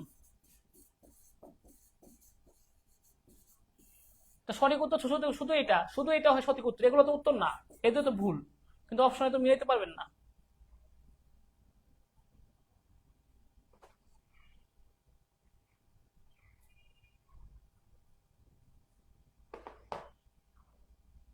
ও আচ্ছা, বইয়ে অপরিচালন আছে, অপরিচালনায় শিক্ষানবিশ সেলামি শেয়ার লভ্যাংশ প্রাপ্তি, এটা হচ্ছে পরিচালন। প্রাপ্ত বার্তা, প্রাপ্ত কমিশন, চালানি কারবারের মুনাফা, এগুলো হচ্ছে পরিচালন। তাহলে উত্তর হবে 1 ও 3। এরপরে আপনি বইয়ের মতো উত্তর দেন, আমি সঠিকটা বুঝাই দিলাম, যে নমন চেমনে দেন উত্তর। সঠিক হচ্ছে এটা। কোন পদ্ধতিতে মজুদ মালের মোট মূল্যকে মোট পরিমাণ দ্বারা ভাগ করে একক প্রতি মূল্য নির্ণয় করা হয়? অবশ্যই ভারযুক্ত গড়। ভারযুক্ত গড়, উপরে টাকা প্লাস টাকা, আর নিচে একক প্লাস একক। তাহলে ভারযুক্ত গড় পদ্ধতিতে মোট টাকাকে মোট একক দিয়ে ভাগ করা হয়। এটা আমরা সামনে আরো আরো ক্লিয়ার হবো, অঙ্ক যারা করছেন তারা তো জানেনি। মোট মূল্যকে মোট একক দিয়ে ভাগ করা হয়, এটা হচ্ছে ভারযুক্ত গড় পদ্ধতিতে।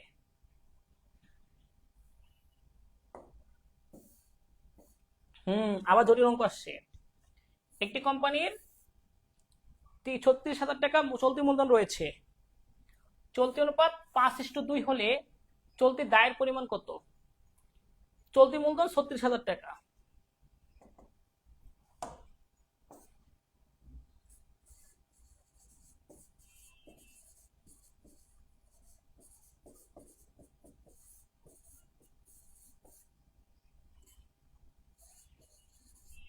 চলতি অনুপাত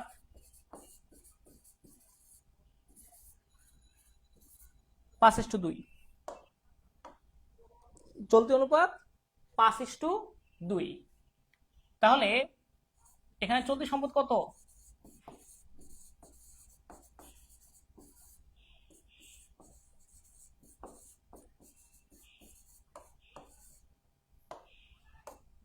চলতি সম্পদ, চলতি দায় 2, চলতি মূলধন কত?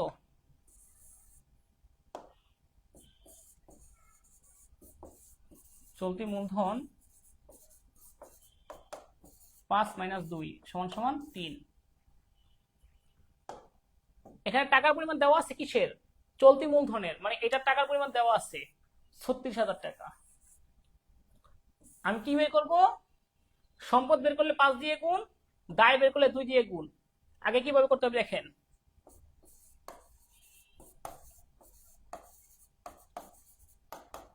যেহেতু 36,000 টাকা চলতি মূলধন দেওয়া আছে আর চলতি মূলধনের মান 3, এজন্য 36,000 টাকাকে 3 দিয়ে ভাগ করবেন আর গুণ করবেন হচ্ছে চলতি সম্পদ বের করার জন্য 5 দিয়ে। আর চলতি দায় বের করার জন্য যেটা করতে হবে, এই 36,000 টাকাকে 3 দিয়ে ভাগ করবেন, গুণ করবেন চলতি দায়ের মান কত? 2 দিয়ে। ঠিক আছে, তার উত্তর আসবে কত কত? এখানে না, 12, 5 বরং 60, 12 দুগুণে 24। দেখেন যাচাই করে, 60,000 - 24,000 36,000।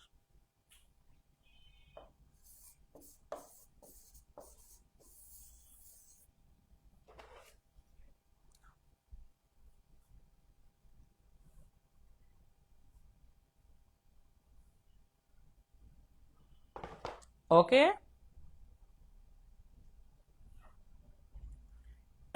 শুধু ক্লিয়ার হইলেই বুঝবেন হবে না, কিভাবে আসছে একদম 0 থেকে 100% পর্যন্ত ক্লিয়ার থাকতে হবে, যেন চেঞ্জ করে দিলেও পারেন। শুধু উত্তরটা বুঝলেই হবে না, ভালোভাবে অ্যানালাইসিস করে বুঝবেন, তাহলে একটা করা 10টা করা সমান। অলেখ সম্পদ মানে ভুয়া সম্পদ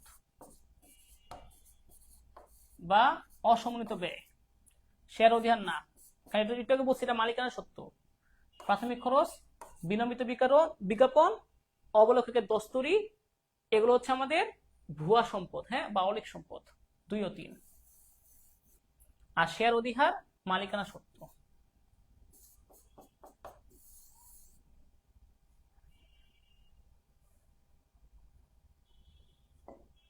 ওকে, ভেরি গুড। আর মাত্র 15টা বাকি আছে। হ্যাঁ, নিচের কোনটি দ্বারা স্বল্পকালীন সচ্ছলতা যাচাই করা হয়? স্বল্পকালীন সচ্ছলতা, দায় মালিকানা অনুপাত, এটা দীর্ঘকালীন সচ্ছলতা, দীর্ঘ। মূলধন ক্যারিং অনুপাত, এটাও না, দীর্ঘমেয়াদী। মজুদ আবর্তন অনুপাত, এটাও না, কার্যকরী দক্ষতা। কার্যকরী মূলধন অনুপাত, এটা।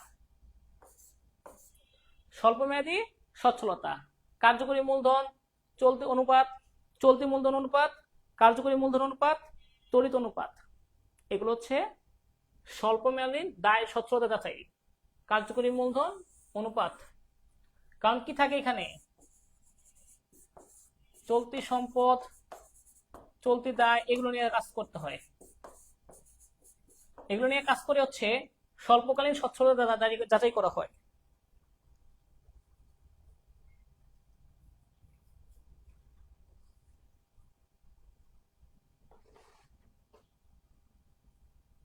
না না, চলতি সম্পদ আর চলতি মূলধন এক না, একটু কিছু দেখাইলাম। ধরেন চলতি সম্পদ 100 টাকা, চলতি দায় 40 টাকা, তাহলে চলতি মূলধন বা এটার আরেকটা নাম হচ্ছে কার্যকরী মূলধন,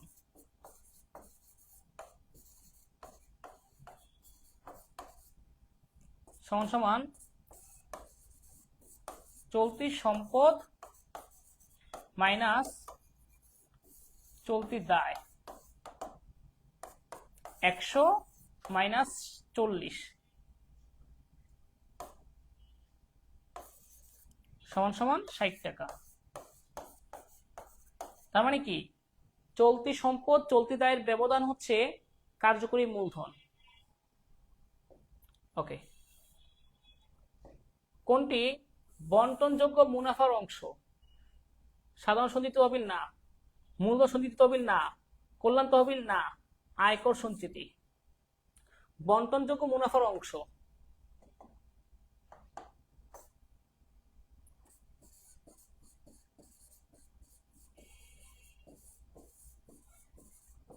সংরক্ষিত আয় বিবরণী, সেখানে আয়কর সঞ্চিতি যোগ করা হয়।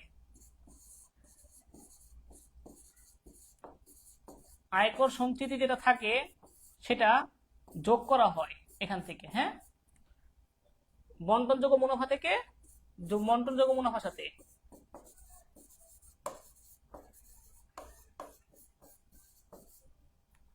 সংরক্ষিত আয় বিবরণীতে আয়কর সঞ্চিতি আপনার প্রারম্ভিক যে আপনার সংরক্ষিত আয় বিবরণী থাকে রক্ষিত আয় বিবরণীর সাথে যোগ করতে হয়।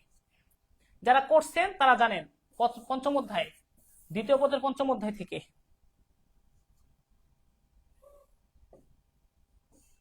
তার মানে এটা উত্তর হবে কি, আয়কর সঞ্চিতি। বুঝতে পারছেন? ওকে, এরপর স্থায়ী সম্পদ 12 লক্ষ টাকা, চলতি মূলধন 60 লক্ষ, চলতি দায় 2 লক্ষ। একটু আগে একজন প্রশ্ন করছেন না, স্যার চলতি মূলধন কি জিনিস বা চলতি সম্পদ কি এক নাকি? তাদের জন্য এই প্রশ্নটা তারা সেটা একটু ভালো করে দেখেন, এটা খুব গুরুত্বপূর্ণ। মোট সম্পদের পরিমাণ কত? স্থায়ী সম্পদ 12 লক্ষ,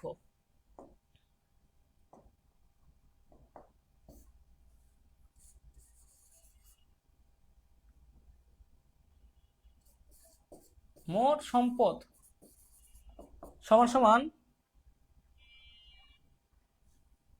ওকে, স্থায়ী সম্পদ প্লাস চলতি সম্পদ। স্থায়ী সম্পদ দেওয়া আছে 12 লক্ষ টাকা, চলতি সম্পদ বের করতে হবে।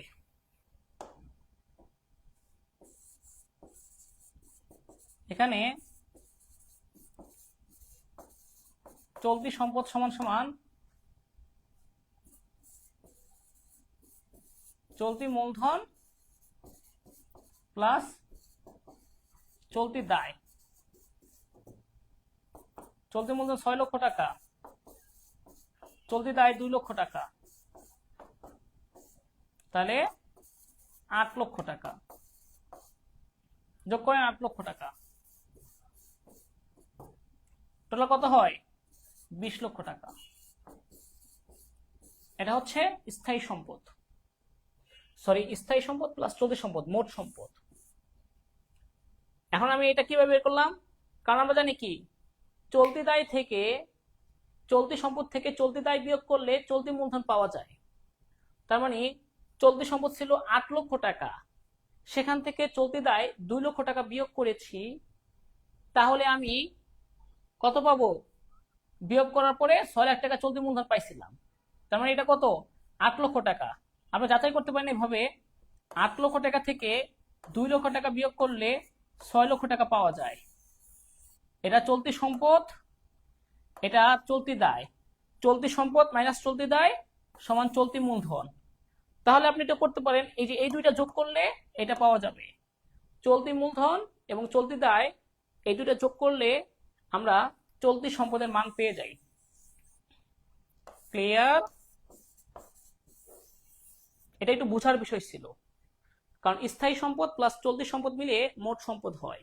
স্থায়ী সম্পদ দেওয়া ছিল আর চলতি সম্পদ সরাসরি দেওয়া ছিল না, কিন্তু চলতি দায় আর চলতি মূলধন দেওয়া ছিল, এই দুটো যোগ করলে আমরা চলতি সম্পদ পাই। এরপরে চলতি সম্পদ স্থায়ী সম্পদ যোগ করে এটা পেয়েছি।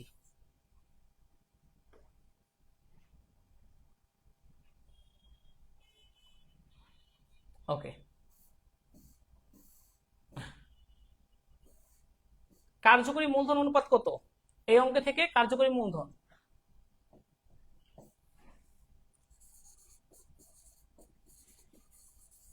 কার্যকরী মূলধন অনুপাত সমান সমান কার্যকরী মূলধন মানে চলতি চলতি চলতি মূলধন, একই কথা। হ্যাঁ,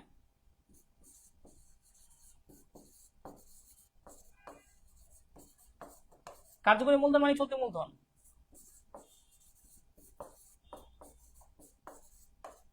চলতি মূলধন 6 লক্ষ টাকা দেওয়া আছে প্রশ্নে, চলতি দায় 2 লক্ষ টাকা দেওয়া আছে। 3:1,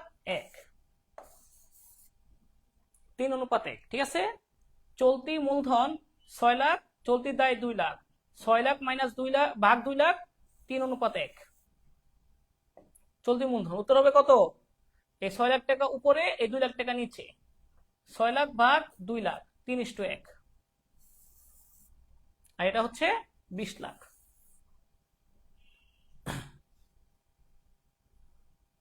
ভেরি গুড। এবার এটা বলেন, পণ্যের নকশা ব্যয় কোন ধরনের ব্যয়? পণ্যের নকশা ব্যয় কোন ধরনের ব্যয়? প্রত্যক্ষ ব্যয়, কারখানা উপরি ব্যয়, প্রশাসনিক উপরি ব্যয়, বিক্রয় উপরি ব্যয়।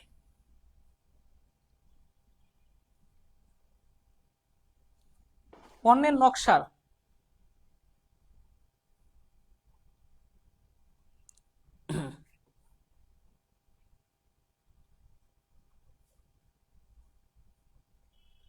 ওকে, অনেকে উত্তর দিচ্ছেন, সঠিকে দেন নাকি অনেকে আবার।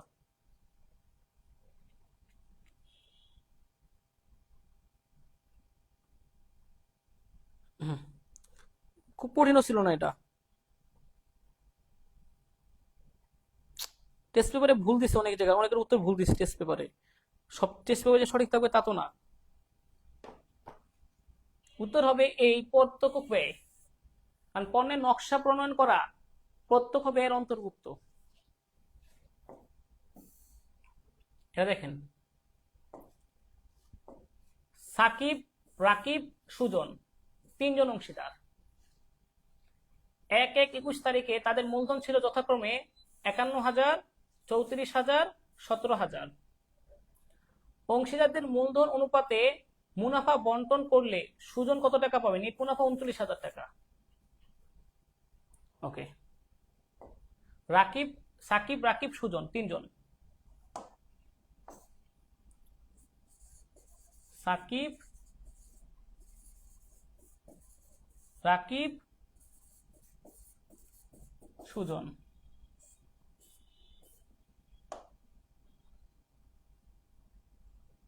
একান্ন হাজার, 34,000, 17,000। তাহলে তাদের মূলধন অনুপাতে মুনাফা বন্টন, নেট মুনাফা কত?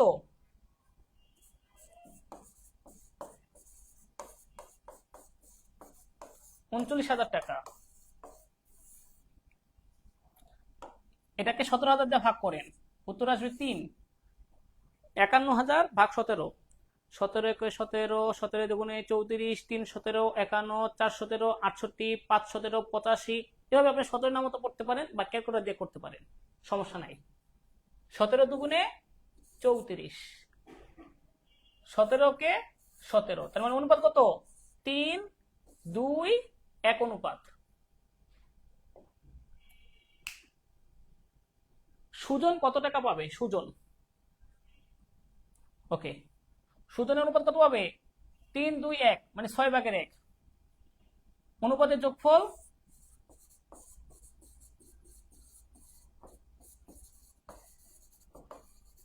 তিন প্লাস 2 প্লাস 1 সমান সমান 6। সুতরাং সুজন পাবে 39,000-এর 6/1 সুতরাং রাকিব পাবে 39,000-এর 6/2 সুতরাং সাকিব পাবে 39,000-এর 6/3 6,500, 13,000, 19,500।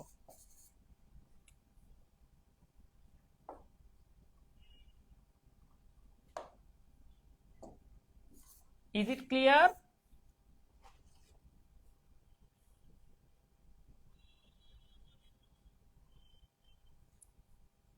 অনুপাত কিভাবে বের করছি? আমি এই যে 51,000-কে ভাগ করছি 17,000 দিয়ে, বা আপনি কমাইতে পারেন 51,000 থেকে 3টা শূন্য বাদ, 34,000 থেকে 3টা শূন্য বাদ, তারপরে হচ্ছে আপনার এই 17,000 থেকে 3টা শূন্য বাদ, পরে 17 দিয়ে দেখেন ভাগ করা যায়, 17 দুগুণে 34, 3 17 51, 3 2 1 অনুপাতে। তো অনুপাতের যোগফল কত? 6। তার মানে সাকিব পাবে 6/3, রাকিব পাবে এই 6/2, সুজন পাবে 6/1। তো যেহেতু এটা চাইছে উত্তর এটা।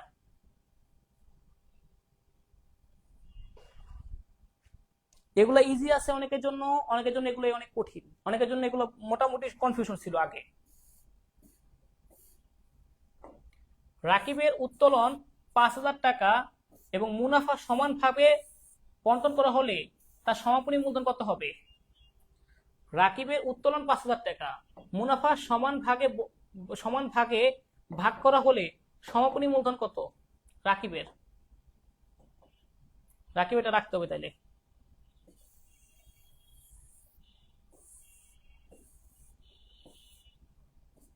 ওকে, রাকিবের মূলধন 34,000 টাকা মাইনাস উত্তোলন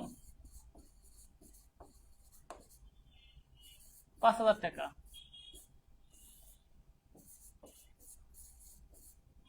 যোগ মুনাফার অংশ। মুনাফার অংশ সমানভাবে বন্টন হবে, মানে 39,000 টাকা মুনাফা 3 জনে সমানভাবে পাবে। তা কত পায়? 13,000 টাকা।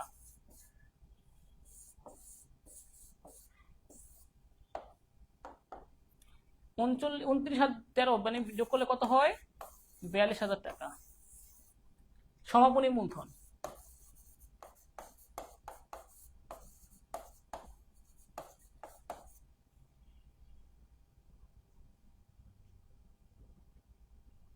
আর ব্রেক দিব 8 মিনিট পরে দিই, 8 মিনিট বাকি আছে আর, তারপরে ব্রেক হয়ে যাবে এমনি। ইজ ইট ক্লিয়ার কিনা বলেন আগে আপনারা। আমি এটাকে 3 দিয়ে ভাগ করছি কেন? কারণ প্রশ্নে দেখেন বলছে যে রাকিবের উত্তোলন 5,000 টাকা এবং মুনাফা সমান ভাগে ভাগ করা হলে, এই জন্য 3 দিয়ে ভাগ করছি। তার তো মূলধন আছে কত? 34,000, উত্তোলন 5,000 টাকা করছে, 34 থেকে 5,000 টাকা বাদ থাকে 29।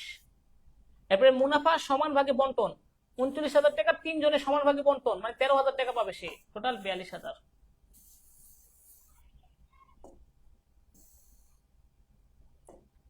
শেয়ার আবেদনের টাকা 190 দিনের মধ্যে ফেরত দেওয়ার নিয়ম।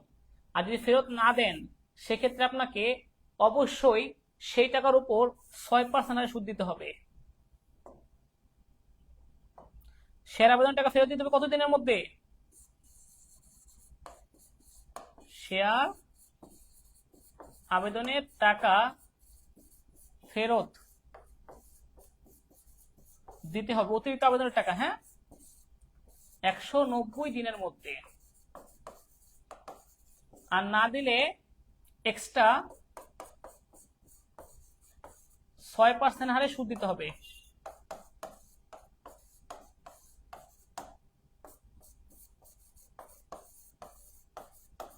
ওকে,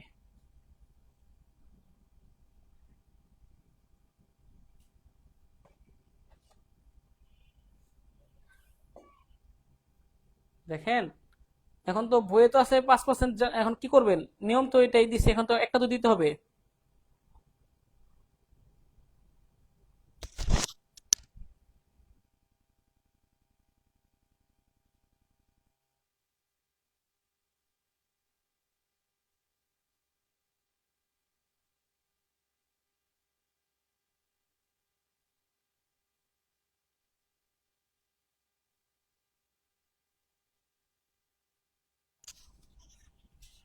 ওকে, তারপর শেয়ার বিক্রির জন্য কোন দলিলটি প্রয়োজন হয়? আপনি যে শেয়ার বিক্রি করবেন, জনগণকে শেয়ার ক্রয়ের আহ্বান জানাবেন, এজন্য কোনটা লাগবে বলেন তো? এটা পারবেন আপনারা, এটা খুব কম সহজ প্রশ্ন। বিবরণপত্র, এর মাধ্যমে জনগণকে শেয়ার ক্রয়ের আহ্বান জানানো হয়। জনগণকে শেয়ার ক্রয়ের আহ্বান জানানো হয়।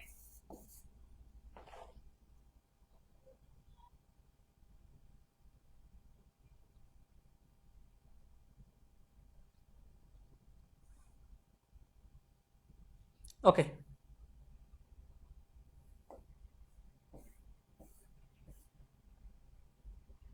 বাকিগুলো দেখি আমরা একটু। যদি 5% থাকতো সেক্ষেত্রে 5% দিতেন।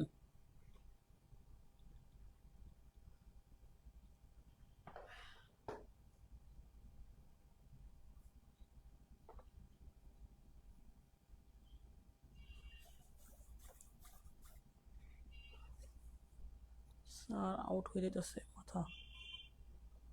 আর একটুখানি সহ্য করেন, আর তো বেশি নাইকা, ঠিক আছে, আর একটু সহ্য করেন।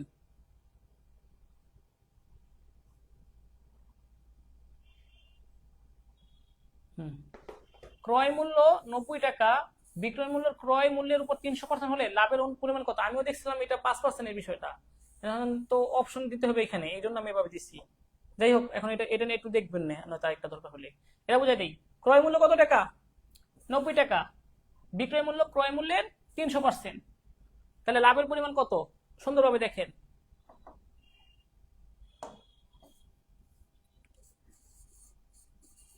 ক্রয় মূল্য 90 টাকা, বিক্রয় মূল্য 90 এর 300%, 3 নং 27।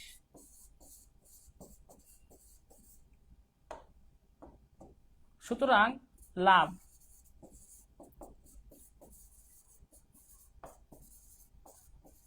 বিক্রয় মূল্য মাইনাস ক্রয় মূল্য,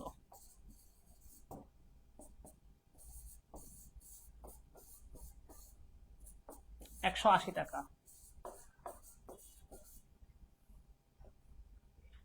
উত্তর হবে কত টাকা? উত্তর হবে 180 টাকা। ওকে, বিন কার্ডে কোনটি লিপিবদ্ধ থাকে না? ভেরি ভেরি ইম্পর্টেন্ট প্রশ্ন। উত্তর হবে মালের মূল্য, এটা লেখা থাকে না। হ্যাঁ, বিন কার্ডে প্রাপ্ত মালের পরিমাণ লেখা থাকে, ইস্যুকৃত মালের পরিমাণ লেখা থাকে, উদ্ধৃত মালের পরিমাণ লেখা থাকে, কিন্তু মালের মূল্যটা লেখা থাকে না। উদ্ধৃত মালের পরিমাণ পরিমাণ লেখা থাকে, মূল্য লেখা থাকে না। কিসে? বিন কার্ডে। বিন কার্ডে মূল্য লেখা থাকে না। বিন কার্ডে মূল্য লেখা থাকে না, আবারও বলছি, বিন কার্ডে মালের মূল্য লেখা থাকে না। এটা ইম্পর্টেন্ট, এই জন্য বারবার বলছি। প্রত্যক্ষ কাঁচামাল 20,000 টাকা, প্রত্যক্ষ মজুরি 5,000 টাকা। কারখানা উপরিব্যয় প্রত্যক্ষ মজুরি 40% হলে কারখানা ব্যয় কত? কারখানা ব্যয় মানে উৎপাদন ব্যয় কত? কারণ কারখানা ব্যয় যেই কথা, কারখানা উপরিব্যয় এক কথা না। কারখানা ব্যয়ের আরেক নাম উৎপাদন ব্যয়। ওকে, বলছে কারখানা ব্যয় কত? প্রত্যক্ষ কাঁচামাল 20,000, প্রত্যক্ষ মজুরি 5,000।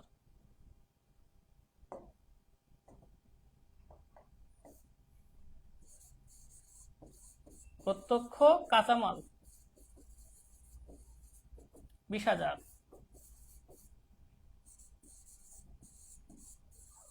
প্রত্যক্ষ মজুরি 5,000,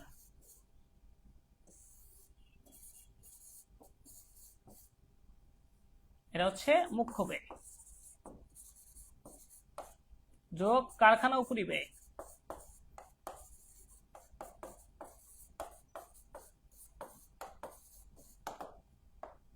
বলছে কি প্রত্যক্ষ মজুরির 40%,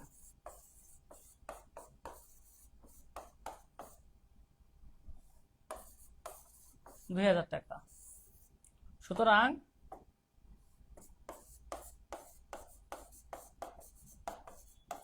উৎপাদন ব্যয় বা কারখানা ব্যয় কত হবে? 25 আর 2 27,000। Is it clear?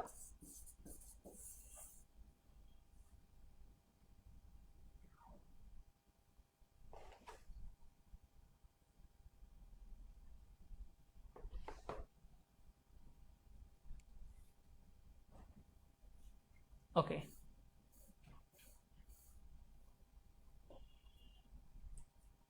কাঁচামাল 30,000, মজুরি 12,000, কারখানা উপরি ব্যয় 8,000, প্রশাসনিক খরচ 2,000, উৎপাদন একক 2,000 হলে একক প্রতি উৎপাদন ব্যয় কত? ভালো জটিল দিচ্ছে। কাঁচামাল 30,000, মজুরি 12,000, এই প্রশ্নটা লাগবে, এর সাথে মিল আছে। হ্যাঁ,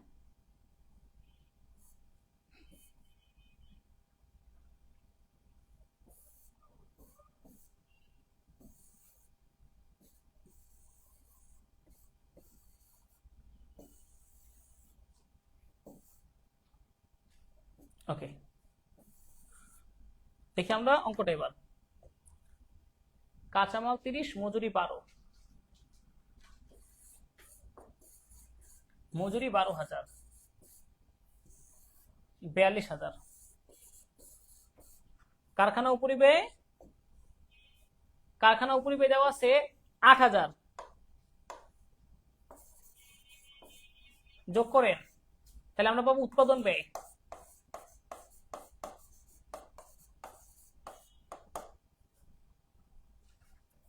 কত হয়? 50,000। সুতরাং একক প্রতি উৎপাদন ব্যয়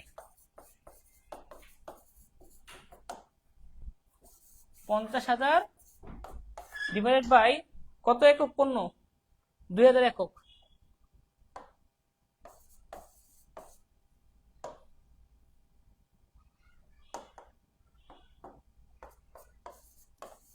টাকা। ওই যে প্রশাসনিক উপরি ব্যয়, এটা এখানে আসবে না। প্রশাসনিক উপরি ব্যয় হচ্ছে আপনার ওই যে অন্যান্য ব্যয়ের মধ্যে, অফিস উপরি ব্যয়ের মধ্যে আসবে, এই উৎপাদন ব্যয়ের মধ্যে আসে না।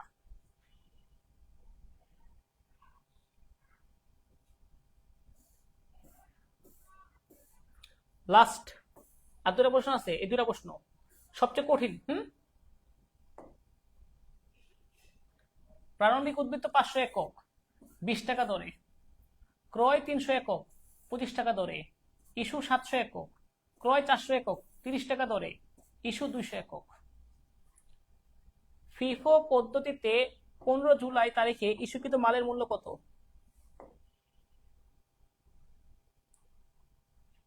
500 একক 20 টাকা, 300 একক 25 টাকা।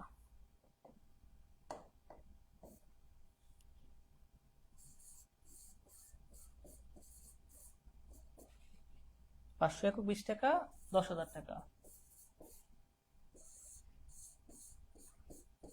300 একক 25 টাকা, 7,500 টাকা।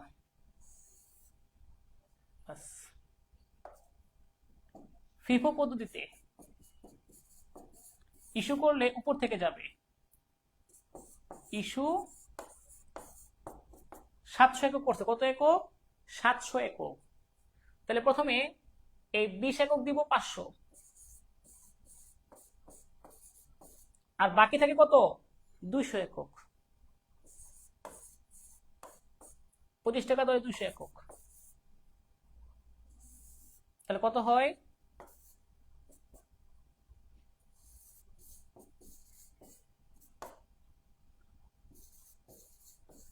15,000 টাকা। তার মানে 15 তারিখ ইস্যু অনুযায়ী 15 তারিখে যে 700 একক ইস্যু, প্রথম 500 একক দিছি 20 টাকা দরে, এটা শেষ, এই পণ্য শেষ। পরে 300 একক দিছি 25 টাকা দরে, 300 একক থেকে 200 একক দিছি, এখান থেকে 200 একক দিছি 25 টাকা দরে, 5,000 টাকা। 10,000 আর 5,000 15,000 টাকা। ফিফো পদ্ধতিতে আগে উপরের পণ্য শেষ করতে হয়, আগের পণ্য আগে শেষ হবে। এটা উত্তর কি হবে? 15,000 টাকা। ক্লিয়ার কিনা বলেন? তাহলে আর একটা এমসিকিউ বাকি।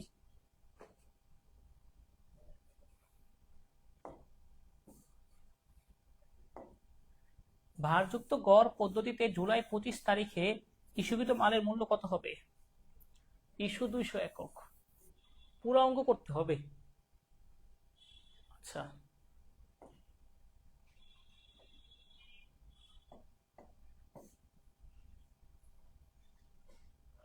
পাঁচশো একক ছিল 20 টাকা দরে, 10,000 টাকা। পরে তার মানে প্রথমে আমার 500 একক 20 টাকা দরে 10,000। আচ্ছা, এরপরে আমি কিনে আনছি নতুন করে 300 একক 25 টাকা দরে 7,500 টাকা। এবার 15 টাকা মিক্স করে ফেলেন, 300 আর 500 800, আর টাকার পরিমাণ কত? 10,000 আর 7,500 17,500। ঠিক আছে?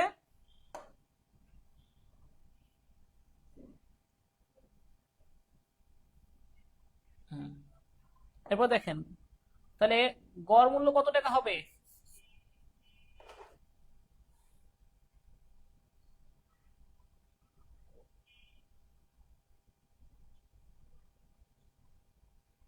কই, ইস্যু তো 15 তারিখে তো 700 একক। এটা দেখেন আপনি এখানে বলছে যে 15 তারিখেরটা, 15 তারিখেরটা, 15 জুলাইয়েরটা, এটা বলে নেই কা। শুধু 15 জুলাই ইস্যুকৃত মালের মূল্য 15 জুলাইয়েরটা, এটা বলে নেই এখনো, এটা এখানে যাবেন না, এইটুকু পর্যন্ত প্রথমটা। ওকে, 17,500, এটা আপনাদের বুঝাইতে হবে, একটু সময় লাগবে, এটা একটু ধৈর্য ধরুন, একটা এমসিকিউ আছে বুঝাই দিচ্ছি। 17,500 ভাগ 800, 21.875।